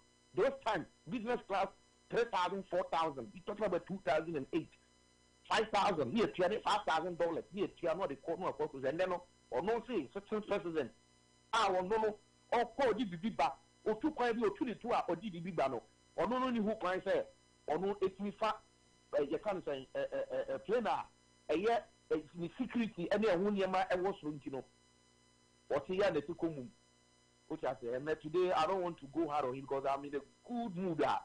Dr. Baumian, so you be going. I'm me good mood now, papa, and I'm very happy, uncle. Million. Now I got see, I'll send her back on. Mammy, miss out. When you're in tears and propobity, and send me a Supreme Court about double salary for. I was listening to my local station. Akasapa FM, and then they would no more can be this, but maybe I don't know my view, or my discuss here. To me, and introduce that my things, no man, some videos and audios. I say, or more can't say, yeah, double size, no, my Piano, a month for home, Baba Kappa, and even. Or more. Me no be first case no go this anytime you put me full case other than this for my double size on the maybe I buy cars on the area Kofi Adam Sumo I buy car no akofa John Dumelo kwa ho kae on I buy car no akofa the akofa shop 821 and until how case ning na muye how all those cases ning na muye that I buy vehicles no mo fire okay ya 20 years about the man, His Excellency Amenado, so Ombrano, so Kaya, who can so move for the cars, that kind of Toyota Avalona, a can't say Professor Mills, a man Toyota for a bulletproof, Toyota Avalon, Nebenians, a move for any in in Tinema, Nana, none 67, no, BMW 67, no, you know, no, you know, or starting ya, Nega, or Uchim Kakaka, and Sana, Parliament, approval matter. Half for Eddie Babigum, and find those cars and where you can't say double side in Milano. Let me free there. It's me, Babia, make up them work with that internet, empty the power near traffic. My mom for my car. Come on, you cannot do that. That would serve a company, and I would sell even a private owned, you know, now, you now, no, what I can is already called. What you go to do? Which are there? It doesn't know. Yes, nothing. Now, Cassia, Yabba, say, I am finding Mamma, 94 so much people, yet you have to bet your Montino, Ghana, for bet your Montino, or Munchaki, or Muria Casino. Emma, even upon your crack of TGB, upon your more equity GB, who bought a month for the double salaries, no. And it's going on. Now, the case here, this kind of case is very, case is very sensitive. And you know, I say, I'm on for you, I said, Dr. Baumian, 7 way, no, I must say, and your bet. I mean, with Ebano, you hear. What about to make a trail? Opiano funny, or better funny, what did back, cry. There are some cases who are thought that they will cry. A muya, something in our chance, and they make it short. Obia, what did double salary, Diano? Some money here, do a year party, we are very well.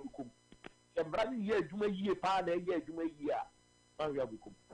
That's what I can miss my time. All right. May that say, I got see you soon.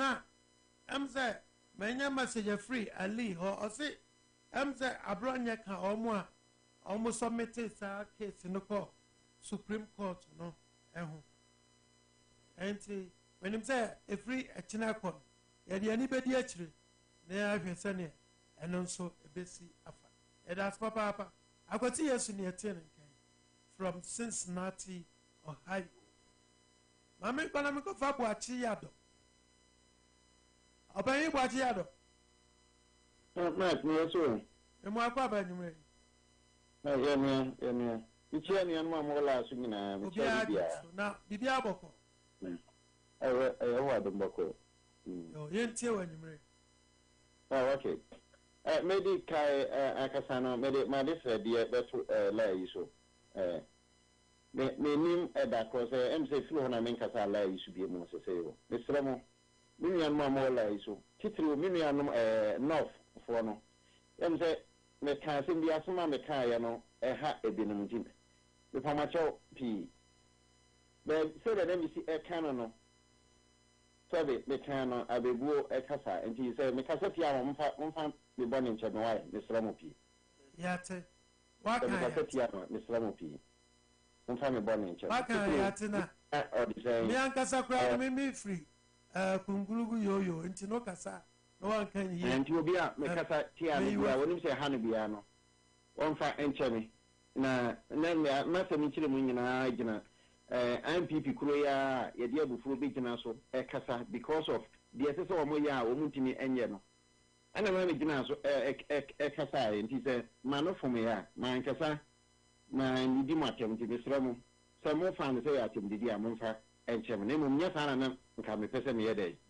Mechile, made a before and a casa because MPP for no, ready a beginner so I make a say, said the old who's no. One MPP for man capre manager, and was saying the time, and the same thing I'm seeing your time, 8 years, Miss Becamagine. Ebi Ewaso. Mini or Musicada. So, the said of man be queer me in Nano.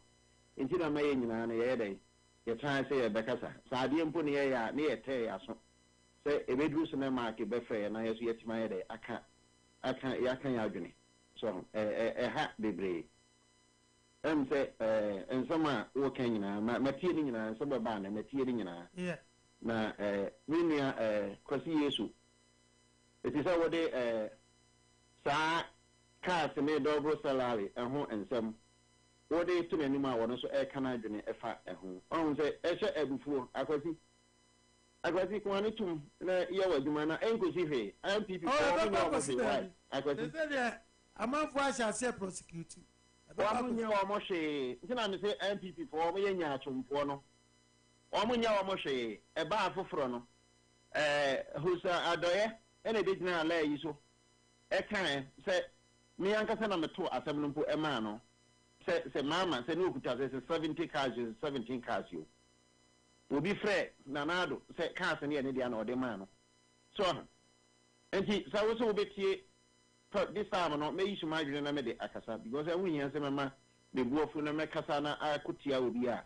Said it. Aquanya, Nadia, Boatiado, who are Quenya, would make us a bet. Yana, a more Kuma, no any yet to man. Some I am can in I could not sample for you, a boom, or me in your chum for into a minia chumono. Anti Anna Okuja broker in your hoodie or my penny atom, or me in your chum. Omunya chum enti no kuja ta broker onya hudidi na nado atem penyanya chuma obi a wono ya ma no education wo hwe the whole Ghana school so na matran destroy o man ni ato aba etiam upon sa post you dia ma won I sika bebrebe ba won sem a watoto kaase ahodo a wo ye jealous nyina no wo sa gi double salary kan ho wo ba ye no meti nyina se MPP for say say kase ye techi wo ma parliament ni ebegu meti pasema no se nya no kra dia eye no kra nso so enye no kra ade nti no manche wo mo nti se nya e-levy wo de koto parliament wa wo ma twum mu be say 2-3 months near 3 months e go 4 months fra say ama budget ankasati yetimi pass budget ntem yes na abanu nya kwan chene ati sika sese onya ade eye o man mu adwuma no sese 3 months atwam first quarter asiagu say April money away enye April money away see January but me na mu anyway enti MPP for no omo nya chum leaders ni nyina omo nya chum ye no ti asotwe na omo no nyame kwa be mo ma NDC for na punish omo sa until say on besi sign omo esubai omo nya chum me da wase men kan to aso bi omo nya chum omo nya chum ni problem a omo no aso ya no ya da se Boachiado me attending kai or the need free New York and all the other Mamin ko London UK Ohima Chrome and Adwin Minia Director General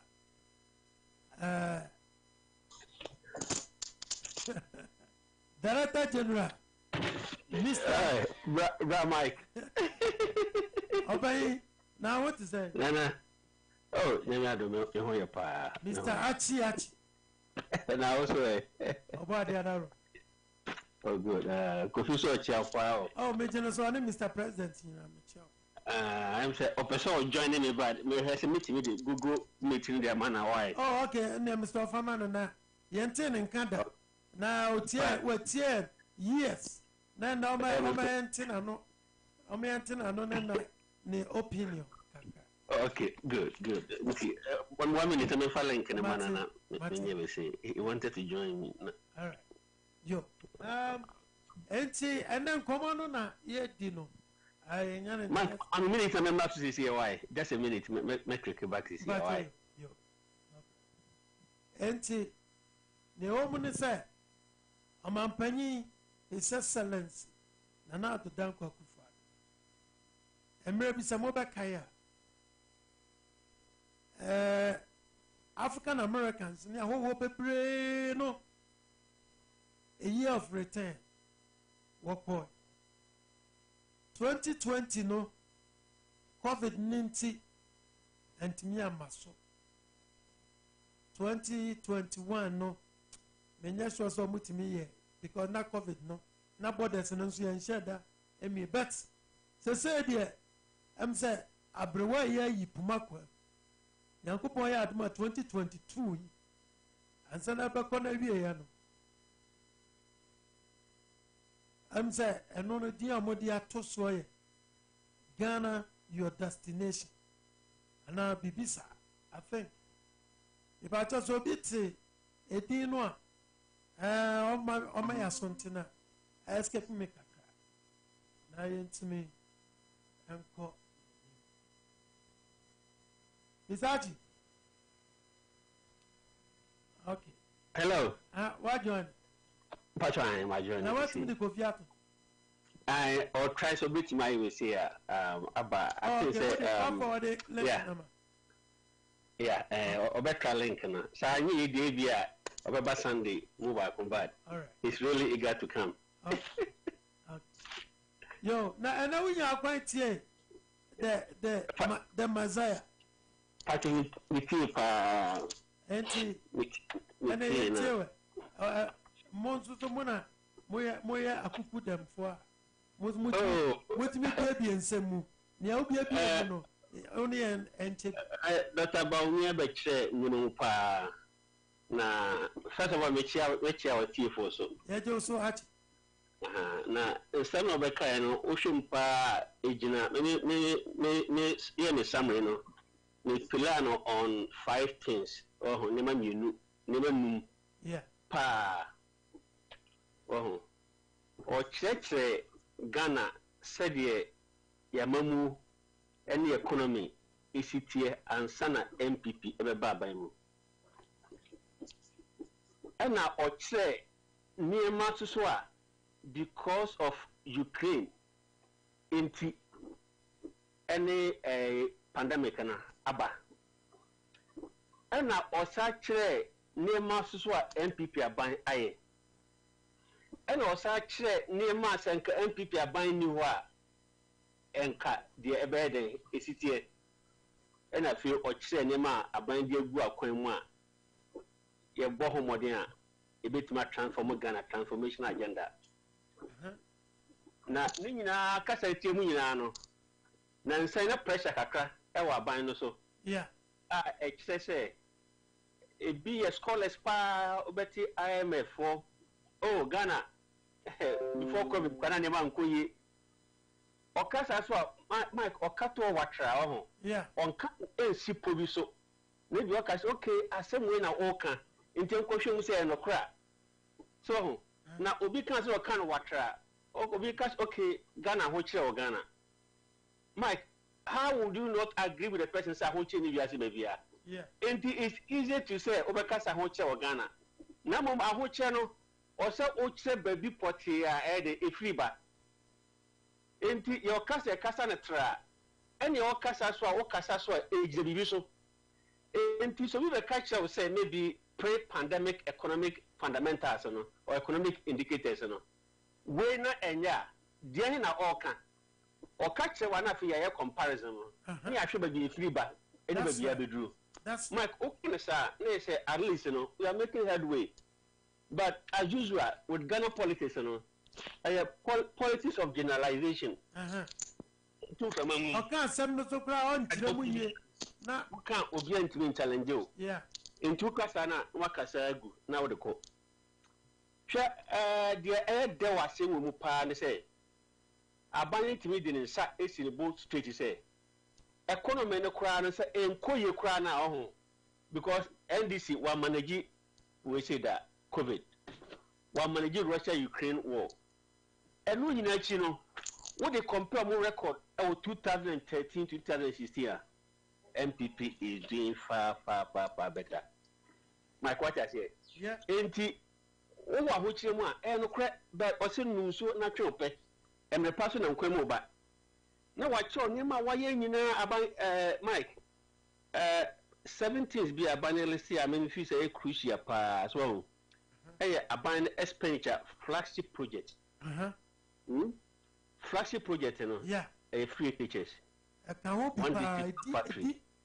planting for food and jobs development authorities were setting up NAPCO Zongo development national insurance Ghana card teacher training allowance nursing training allowance Mike sika was spending so far 15 billion.62 sanema win now link to the economy a big impact it be so save human life flagship program when na ibi ni ho dabi see tall list of them na ibi see that inti say me free SHS ahun free SHS no a flagship program our economic angle our production angle our job creation angle na our GDP angle inti ofa no human capital kyerɛ nipa deɛ amoma nkura kosuo akonya nyansa nti the pillar behind this is a no child left behind that's eni sɛ Ghana kura utimi fie na obɛka sɛ mami ni bi ya pani bi ntimi nko school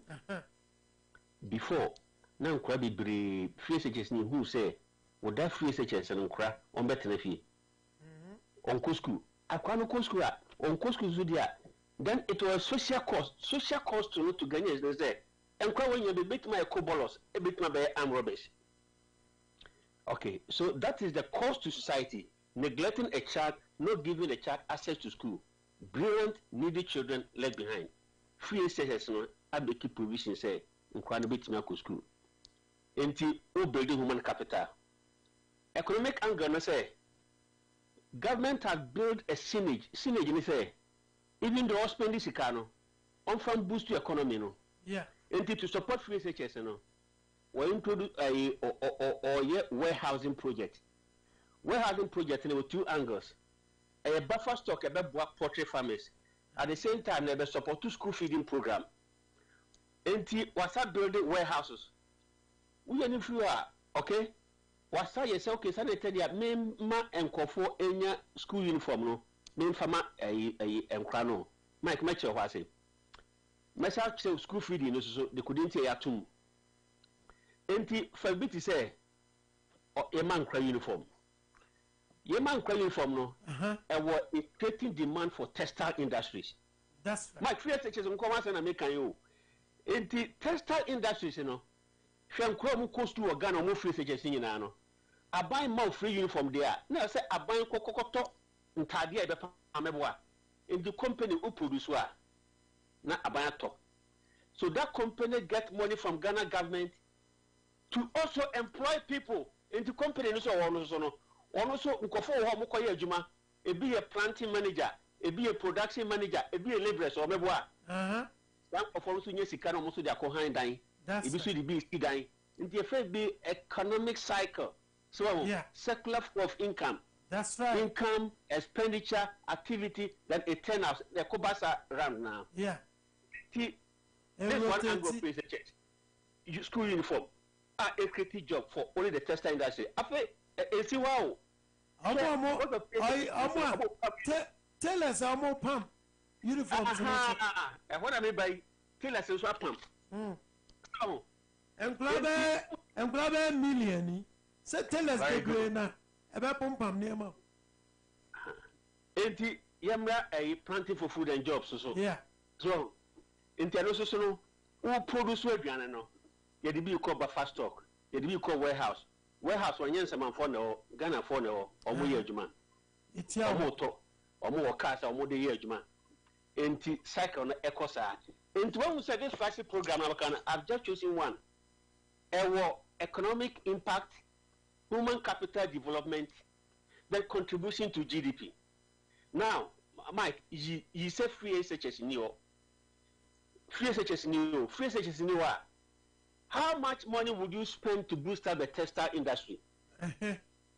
How much are you going to help solve the problems there? Tell form what Ghana ni we see no umbenye adwuma yeah.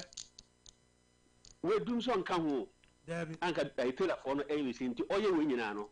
Waye ne nyema nyina guo in such a way say Mike light ni gina so kete.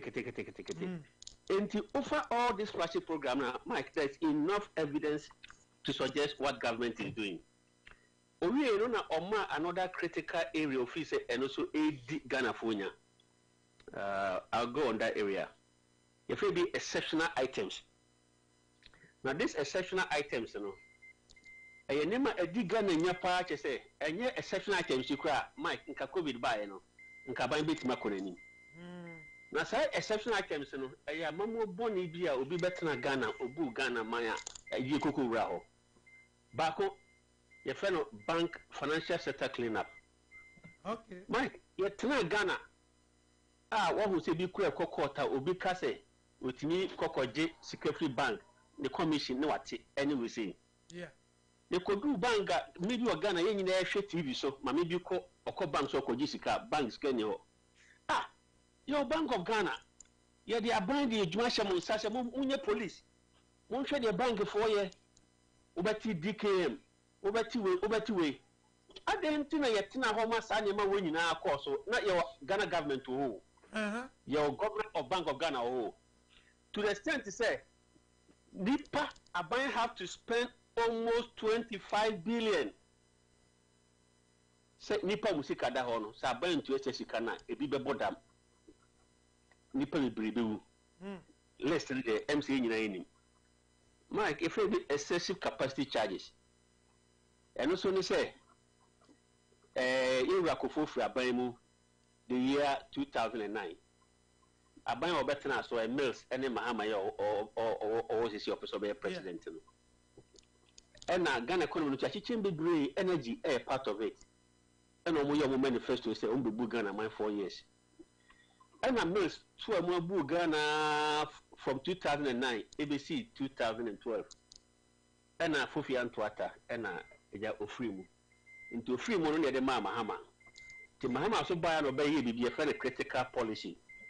And why not just I tell you also energy no obesha su yi pa energy Mahama behwa su yi na energy na continue to ade bi efero dum so enti organize dum so na dum so no haga na economy ni yi yeah enti what we say what create one problem yeah to solve that problem no and we so sign contract and of course sign contract be efero take or pay no take or pay Mike Aboganaka to the extent to say ya boho kankwa 17 billion. Up to now very good to you. Mike, Aban chia and for power producers are you near power and yafe and so or say you chase can momo.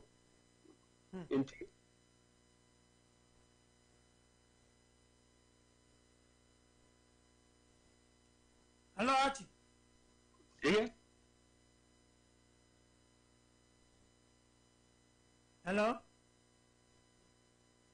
Hardship Zola an article.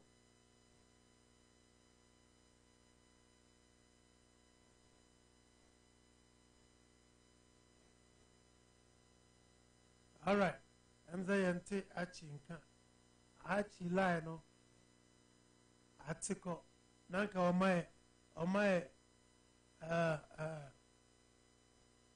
my very good explanations of what happens today. Yapa, you go shoot ya.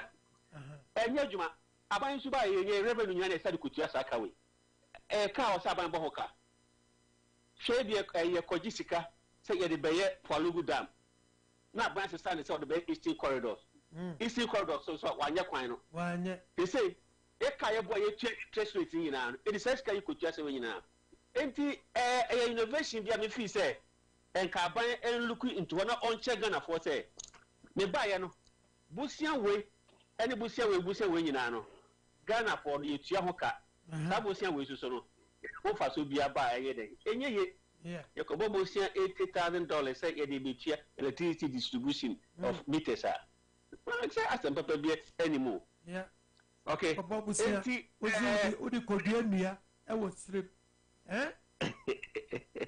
oh Mike we no I'm going to person call other economic indicators no maybe I will need time to go through that.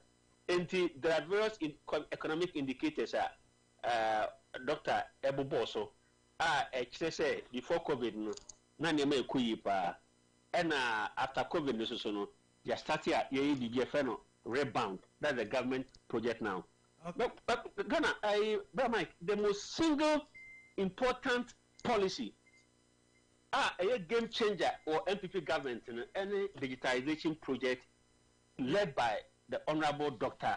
Mahmoud Bawumia. That's right. Now, that digitization project, first part in Ghana card. My Ghana problem only in know. Obian who bet my solve problem say one lay foundation. Who see down Mike, who see down so to foundation, no see down so. And Ghana so Dana ACC no. You see that no foundation you into be about na dragu. Be about na dragu. Mike, they make out my say. Matias yepa. Independence no. That type na say a good housing address system. No say ID card. Ne say the money na. Ya nye. Enti obia opeso solve Ghana problem ene. Na say only digitized infrastructure to solve it. You can obey Mike ebe dragu. Now we have the foundation. In tuning, if we be budget efficiency, over every sector of the economy now, Ube will say the introduction of Ghana card and housing address system. No, one is saving corruption, and it's also saving Ghana government money.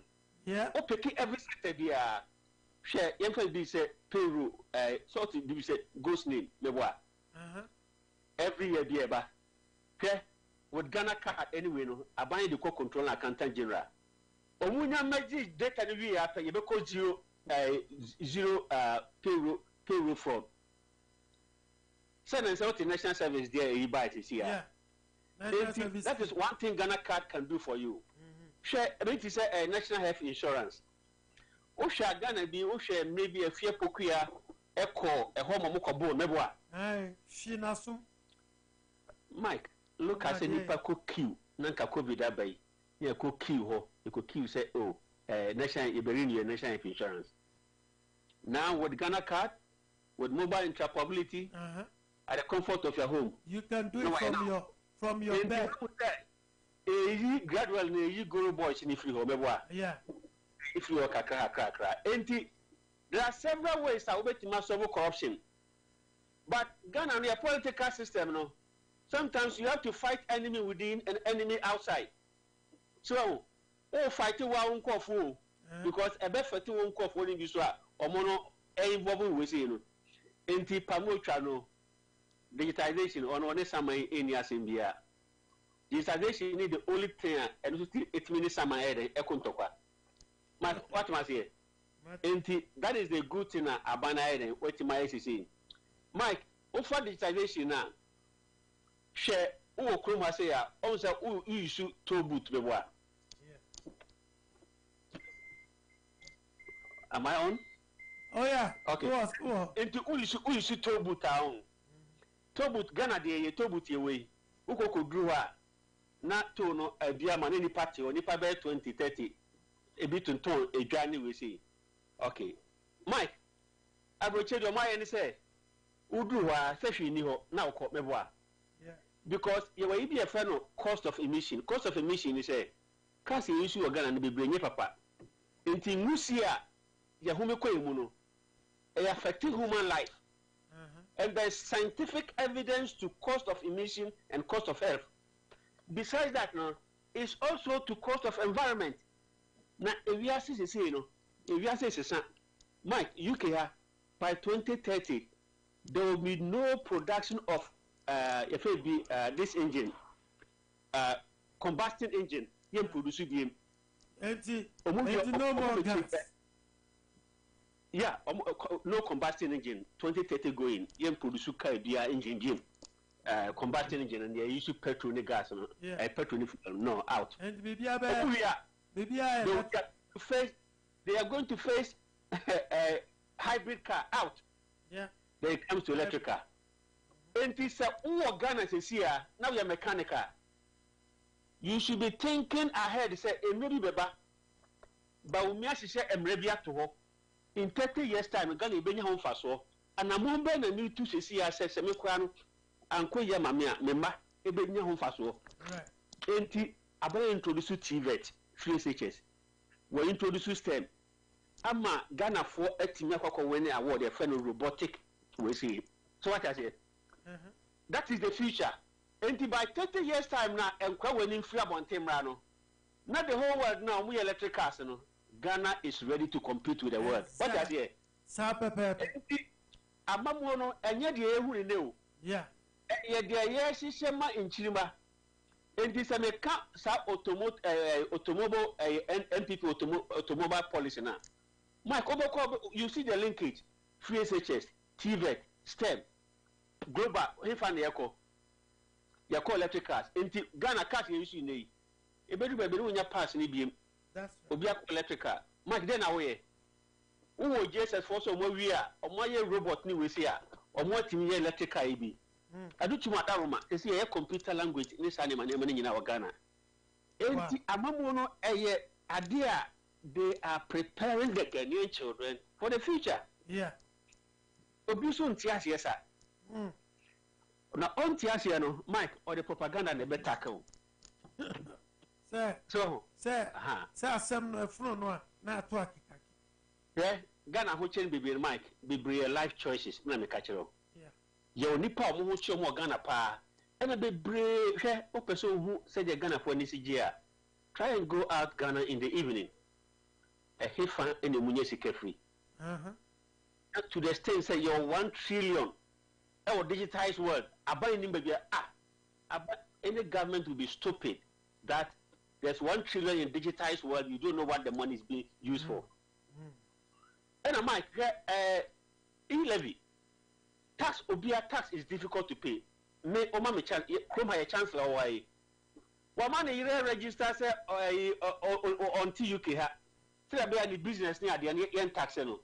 And even though man fine. And I'm hitting hard. Mike Obia tax me the name could do Ghana here and could do Mike Amenado, on our way Amenado, who you should car, or the Land Cruiser Bentino, and I tell you to tax for free. Mike, 1% will be so come. And so tax never catch it to an adding, but to your tax, now you find your coin amount. To your tax, you find pet a Juman cry. To your tax, Mike, not young find your name and find your money. It be so common, Tiasia. Many people the speculation because of speculation. And see the aid depreciated at a faster rate. The Nippon wears us on Oviosuswa or say Famamon no Mebu. Can you run the system down? And things are over to Mania over Faswa, over number quality system na EBE. And Mike, there's a rate of innovations across this year. Pillar on government digitization agenda. Digitization, there's a link between digitization and increase in production. There's a link between digitization and increase in services. And then there's a proven record. We see because of digitization, the efficiency of our system, a reduced corruption. So, of course, later, there's a lot of data there. Oko DVLA, I improve security. How basically over Kotna Kemu, if you can any insurance, no Kotanu, now unya insurance be. Then there's a press of the button, you can determine say car with insurance and when you if somebody want to make a strong case, say, okay, You say also over increasing production. You are not going to tax the people. Now there's a clear linkage one can establish within the Ghana economy, no? With Ghana with digitization and Ghana without digitization. My so what I say. Yeah. And when you take Ghana without digitization, who say the economy is there? Then when you take Ghana with digitization, so who say the economy is it here? Then one will tell you, say, okay, what then can you say, if I want to make a strong case, say, because of digitization, there's increase in production, then I can confidently say, yes, it has happened. Look, Mamincho Adebako, last one. The vice president made mention of e-ticket. Abai abon who modern say, or develop sports infrastructure of Ghana. Basically, the question mono or say this casoba.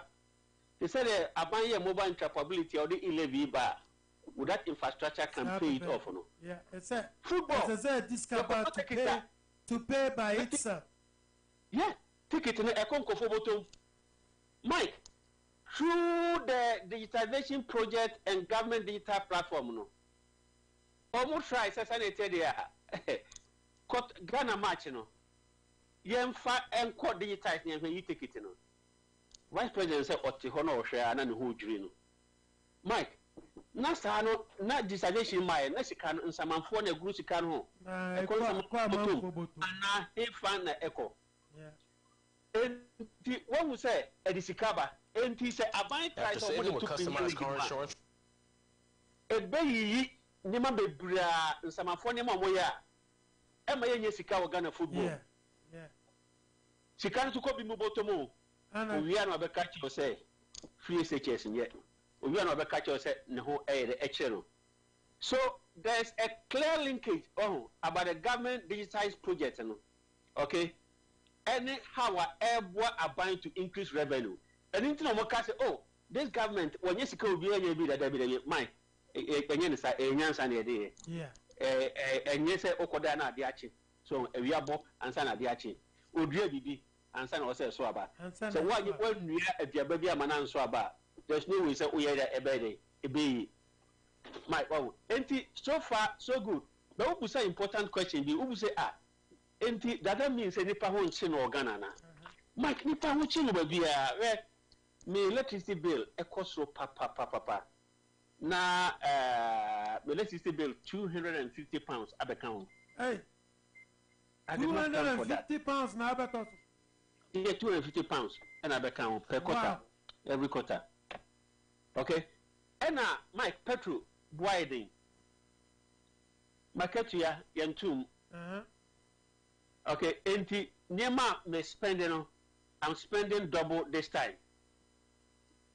Sika omode koye we say shopping we say ni nyina kosoro. Enti ahoche we bia you can kwampo kra de ye kwan asepa photos pa me na me mu bi sada. You say photos bebre aba. Afi na ban omo pe kwan bia omo be pe kwan bi so be tax ana omo register ka omo solve that problem nyina. Wow. Enti ahoche o. Na ahoche o no so no. Na konya ne say aban ye bibia yemfa ehonyim yenhwe kwan be fa so be why into the 11 no starting from my pilot project na we on best start rolling it out youth no emfa omuhunjim na omun take we say na aban so no yen speed their process let me some dey ma be gregu akwam dey but let's make it so easy for people to access your scholarship there na enim obia NDC ni MPP need to apply be no omonfa ayi so no enko sa ayi no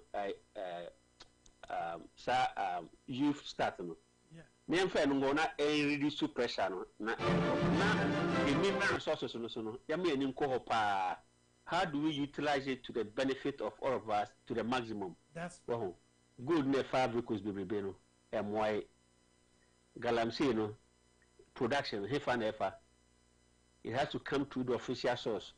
Say by benye sika bebre o not downstream e be boy bebre. Na ye oil no so no. Say ye be privatize it to a. Ye hwe dey privatize it because you Ghana the obey dia no nkofo be ka ho asem. Yeah. You can say what you say but the results no. Mike, look what is going to happen in the road sector very very soon.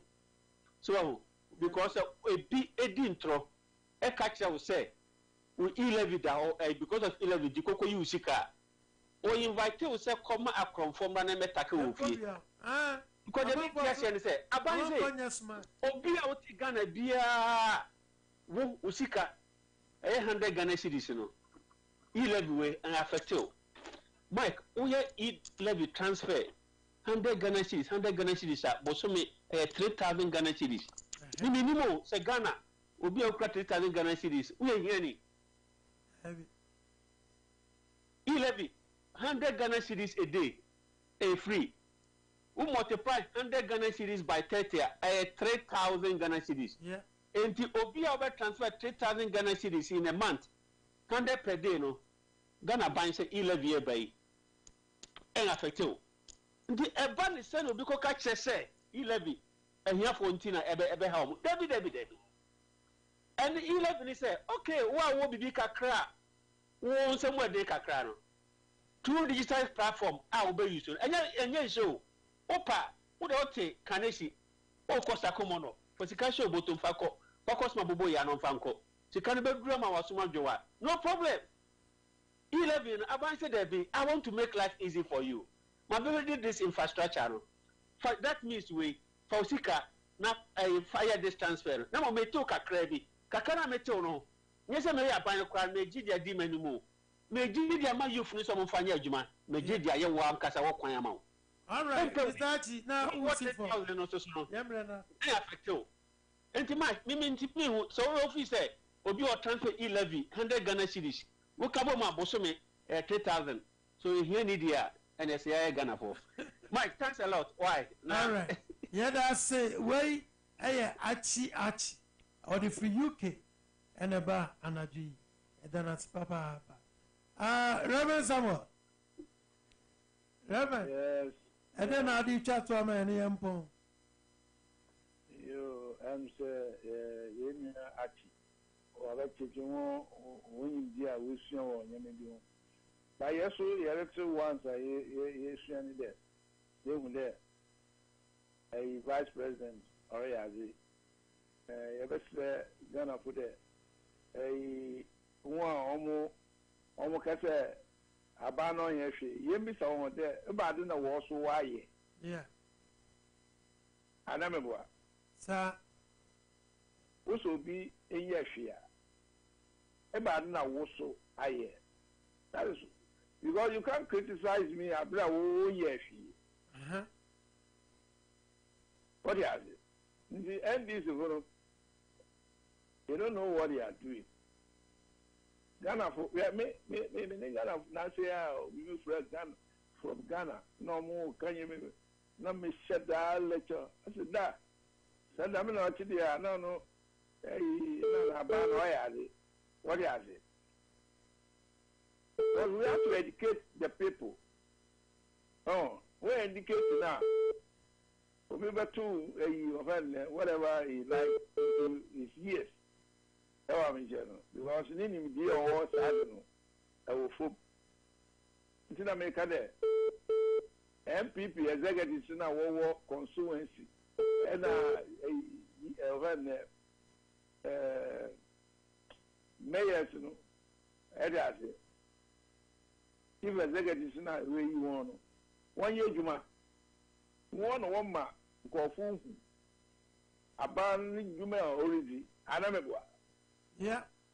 One or they should tell people. All right. Reverend. No one can hear. No. Yeah. It's a Misuka mechanic, NPP, executive. Ghana. When you want Casa, no one you. Yeah, that's it. And I'm going to say, and you may Yamrano Asso about non crown, our Dubaco, our East Coast. No watch it, our California. And I say, Wabo, Nondu, and so Chicago. And see, Ebena was Papa, or China Miaduma, Nana, I'm working for swing. And so, a day near a beba or Chinano, a dear bread. And then, yes, sorry, so you know, so one yammer and tea boiling pointer. Consumo of Fidian and I, a day 2 more. onyamenka obi bia ho no hwe so weekendi omani obebi anya nhyira na mfa so de emra woni wabusia ene oman Ghana. God bless. Stay.